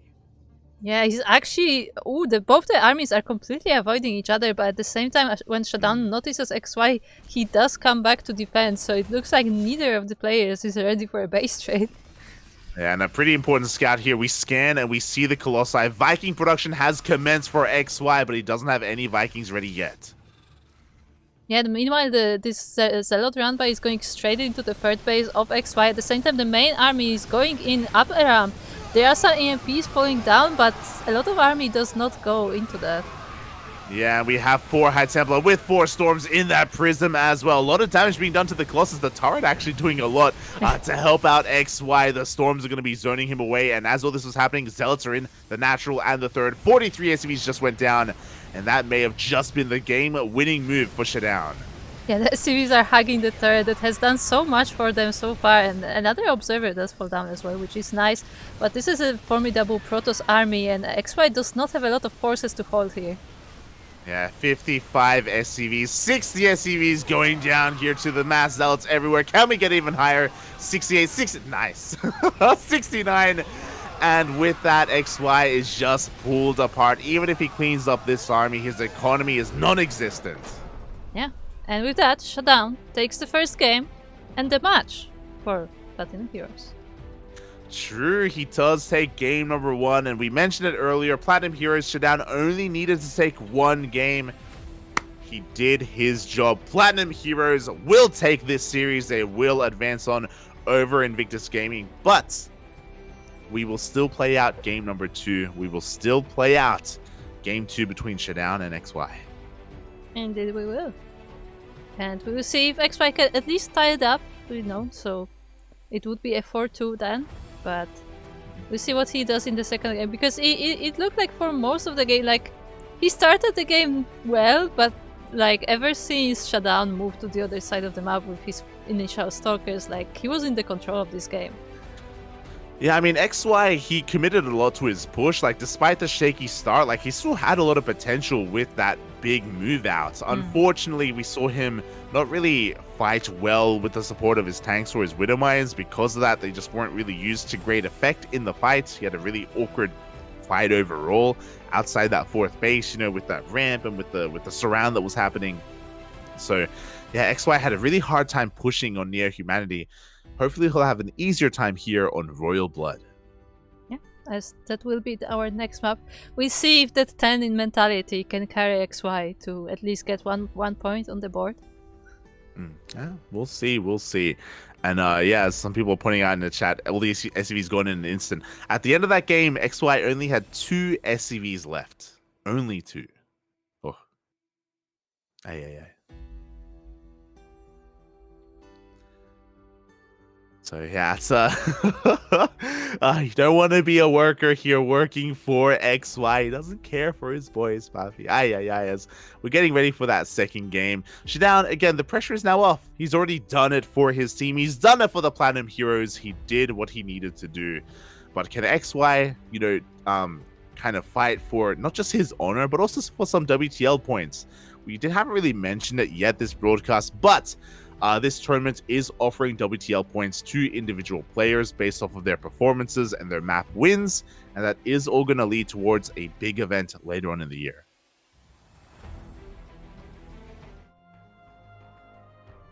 Kura, I can't hear you. I know. My bad. Be right back. Spawning in the top right hand corner, we do have ShaDoWn for Platinum Heroes, and in the bottom left, we have, representing IG, XY. Let's go, Papi. Let's go. And again, this is a match that has a little bit less weight on it for both players, to be fair. But they are still fighting for something. Again, those WTL points. We're still fighting for overall map score as well, which can be important once we tally things up at the end of the season. It can come down to the minute details between a lot of these matches. So here we go. For the time being, we do see a bit of a scout here from ShaDoWn, just being as annoying as possible with this probe. Just going to be tasing away at the SCVs of XY. No, leave the workers alone, Papi. they all died last time. Hopefully they'll be left alone here in game number 2, as XY once again is setting up for a Rax expand. Again, the same opener that he went for in the previous game. Likewise, he's not going for a Reaper first, instead almost an SCV, instead a Marine. So a very economic opener here overall. And there is that CC just going to be on the high ground instead. Yeah, seems like that is the go-to of XY in this matchup. But as you said, with that pro being a little bit annoying, he was forced to go for that high ground expansion instead. Yeah, exactly. So he didn't want to delay anything, and ShaDoWn is going to be in the dark. I don't think he was able to get back into that main base to confirm. XY did throw down the CC a little bit further back, so ShaDoWn is going to be in the dark. Yeah, I mean, I guess he can sort of assume that XY would go for that again, but as you said, he does not have that confirmation. And I think his probe is staying on the other side of the map, so he will be able to dive in later. Yeah, he will be able to dive in that a little bit later. Meanwhile, across the map, ShaDoWn is going for his own gate expand. Is actually going for a robo. I wasn't quite looking, but is that a robo first? I believe it is. It may be, yeah.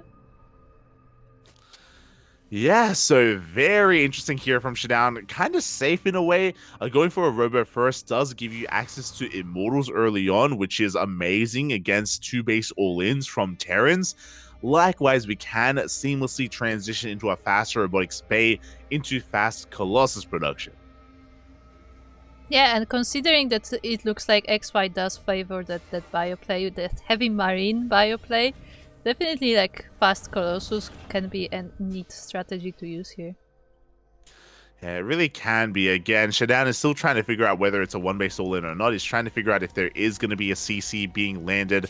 We do see this 1-1-1 setup from XY. He's not going to be going for a mine drop. He's actually going to cloak Banshees. Yeah, interesting choice there, and could definitely work. We saw in the previous game that ShaDoWn did not have a lot of like permanent defenses in his bases, but he did go for that Stalkers last time, so... But considering that this time he did go for that Robo, like, he will not be prepared for defending his bases from air.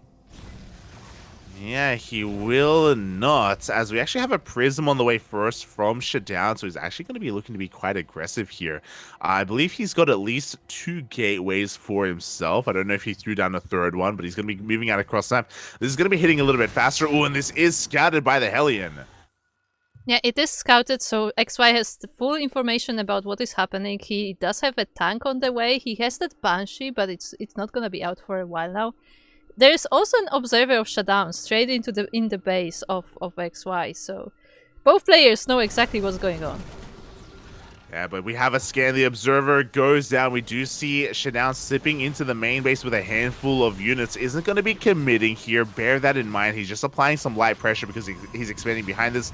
Meanwhile, the Cloak Banshee shows up, and do we have anything to defend? We have 1 Stalker and 1 Sentry.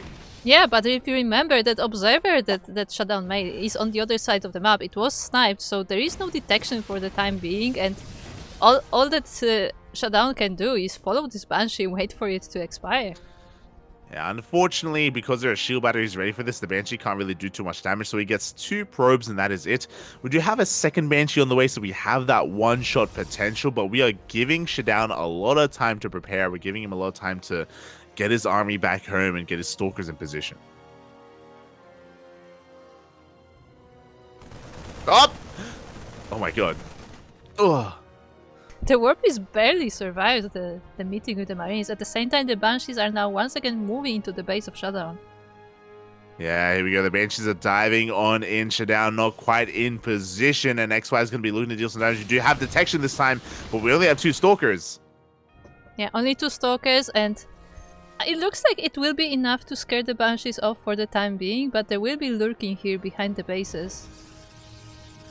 Yeah, actually heading towards the natural. And this is a great way to abuse the fact that we don't have Blink. We don't really have a way to be too maneuverable with our ground army here. The Banshees head straight for the 3rd base instead. Stalkers, though, are in position, and once again, the Banshees are deflected. Meanwhile, Immortal production is continuing, and we are avoiding Blink entirely. We're going for a Charge Lot Archon composition instead. Okay. Was expecting a different kind of AoE, but the Charged Archon definitely can work in this matchup as well.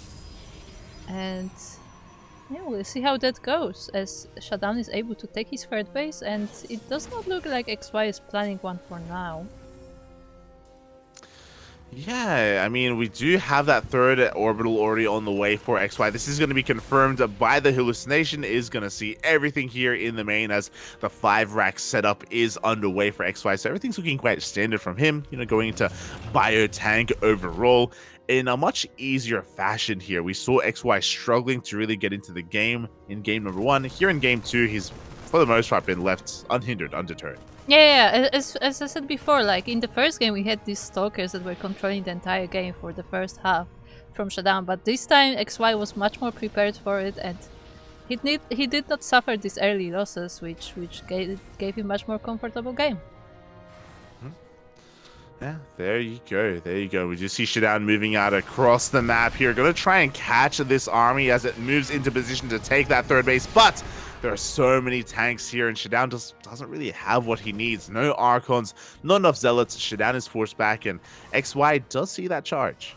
Yeah, that one Adept, it will be doing a bit of damage in the third base, but it was still a nice hold from XY. The Warbeast is trying to find some way in, but with how low on health it is, it has to be really careful. Yeah, it really does. So ShaDoWn is double expanding as we speak. Oh my god, he's taking his 4th and his 5th base at the same time. We have a second forge as well. I'm sure he's hoping that maybe XY is just going to be that much more defensive. He's doing the best he can to kind of posture and keep him back at home, while ShaDoWn tries to be as greedy as possible. I mean, may as well if XY is not planning to go to the other side of the map, but XY does have still that Banshee, and he will be checking this new base that is being taken here, and I don't think he will find the one on the west though. Yeah, he does confirm at least this Nexus being saturated. He sees the army as well, the Immortals, the Archon, Storm now on the way, or I think it started and was cancelled, but soon to be on the way. The Prism is going to go down to the turret, and we only unload 2 Zealots. Oh.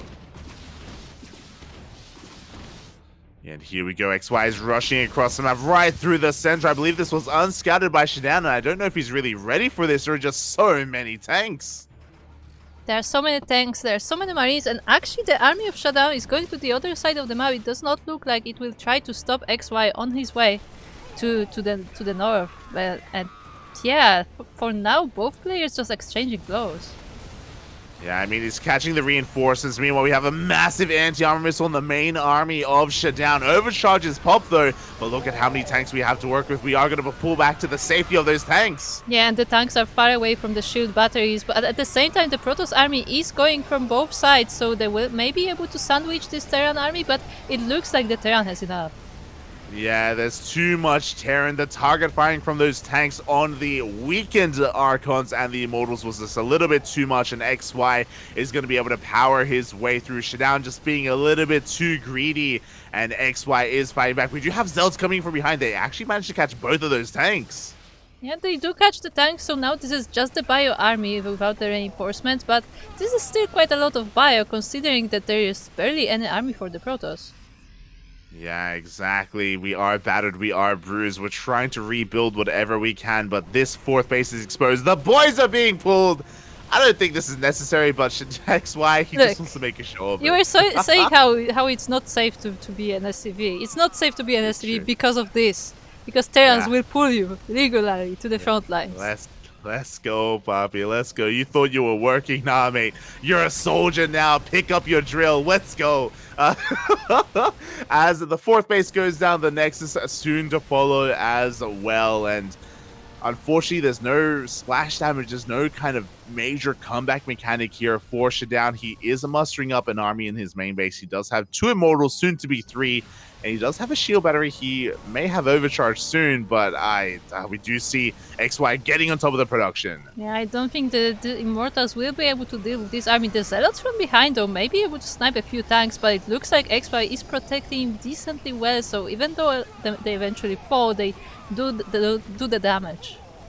Yeah, the Zealots did a lot, to be honest. The tanks were taken out. The Marines are heavily overstimmed, but there are reinforcements coming on in. It looks like XY still just has a little bit too much. Another warping of Zealots comes in, but the man with gun, there's too many. Yeah, ShaDoWn just laughing to himself a bit like, yeah, what do you do? I mean, the Terran is already in your base. ShaDoWn is taking a Nexus right now. He's, taking a base towards the bottom right-hand side as well. Maybe, he found BreakingGG stash. I don't know. huffing his own copium here as the main is going to be going down.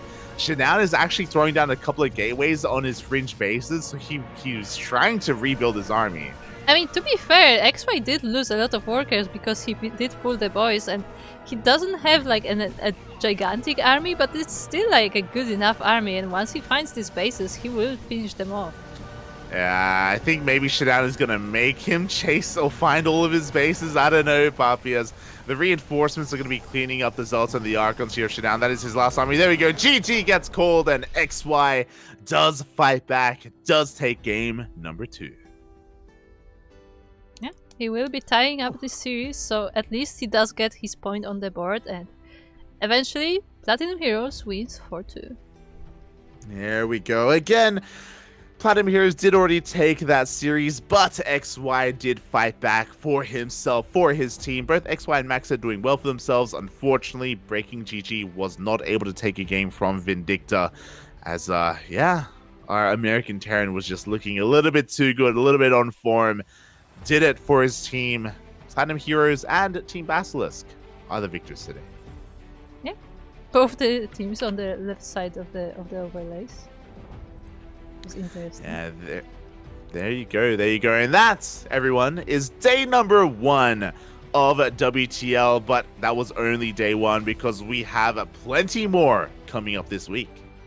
Oh yeah, as a reminder, we have slightly different schedule this week, so instead of the Friday, Saturday, Sunday, we have the Tuesday, Wednesday, Thursday for our first round of the WTL. So make sure to catch us tomorrow, as we will have SSLT versus Berserker and Psystorm versus DKZ. By the way, have you noticed that the camel is no longer eating a cactus? It's true. The camel is eating a little bit better now. SSLT, they have a little bit more funding. They can afford some of that pricey food, the grapes for the camel. Yeah, I just realized that they actually fed the camel. There you go. It's not so starving anymore. Speaking of feeding the camel, shout out to Rio for being one of the main sponsors here of WTL. He loved to see it. He loved to experience it. And yeah, for those wondering, today, tomorrow, and the day after, 3 days in a row of a WTL broadcast. If you want to be up to date, if you want to experience it all together, then be sure to be a part of this stream, because we're going to be casting every single day. Yep, we will be here tomorrow and on the next day as well. And don't forget, if you want to be part of the prediction game, then join us either on Discord or on Team Liquid. Exclamation mark Discord in the chat to join us and to be a part of the prediction game. You saw the predictions popping up for every single one of those series. That's just something we're doing on Discord to get, other people involved here to try and have a little bit of fun. Maybe we'll do a bit of a write-up at the end of the season for who had the most correct predictions and maybe who had the worst predictions. I don't Yeah, maybe. We'll see. We'll see what we do. We'll see what we do. Let me tell you, I did not do very well today. Regardless, hope everyone enjoyed themselves. Shout out to Asher for joining me for the cast earlier in the day. And thank you so much, Kuro, as well, for casting with me today as well. Thank you for having me. There you go, there you go. Oh, as we get the lovely outro going on right now. Thank you so much for watching. Exclamation mark socials in the chat if you want to be up to date with all things CranKy Ducklings, whether it's Twitter, Facebook, Instagram, YouTube, and Discord. We're all over the place, so you can be a part of the community of the Ducklings. And we'll be back tomorrow in less than 24 hours for day 2 of WTL. Only one broadcast tomorrow, so we're not going to be live in the morning. We can actually get some sleep. Oh, It's going to be beautiful. It's going to be beautiful. Yeah, make sure to meet us there. There you go. There you go. Outside of that, Kuro, let the people know who you are and where can they find more of you. I am the casting Jersey, and you can find me right here, as I will be working on all of these broadcasts. I'm specifically streaming WTL, so you will be able to watch me stream at the very least. Maybe not cast, but stream. But if you want to see me myself, then make sure to check out twitch.tv/16squadsanseki, where I do some chill streams. I probably won't be playing StarCraft, but I'm just gonna chill maybe a little bit at random times of day. There you go. There you go. Follow Kuro over on her Twitch channel for some of those streams, whether it's Final Fantasy, whether it's a different game, whether it's an art stream, or something along those lines. Check it out. Oh yeah, I'm doing an art stream. That's happening. I decided I look, I'm just so slow at art that it's just not, I shouldn't do it. So instead I'm just gonna draw stick people. It's good. I've decided. There you go, mate. There you go. Meanwhile, you can follow myself at light_VIP on Twitch and Twitter as well. I do stream throughout the week. I was streaming earlier before this very own cast. Yeah, I will be live in the coming days, maybe tomorrow as well, maybe a Diablo stream, maybe a Zerg ladder stream. So stay tuned for that if you're interested. Otherwise, thank you so much for watching. Thank you so much for the support. Stick around. We're going to be raiding another StarCraft 2 streamer, so give them some love, give them some support. Yeah. With that, Kurt, do you have anything you want to say before we head off?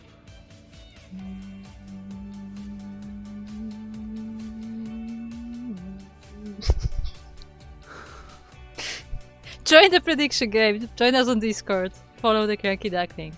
Bye. Bye.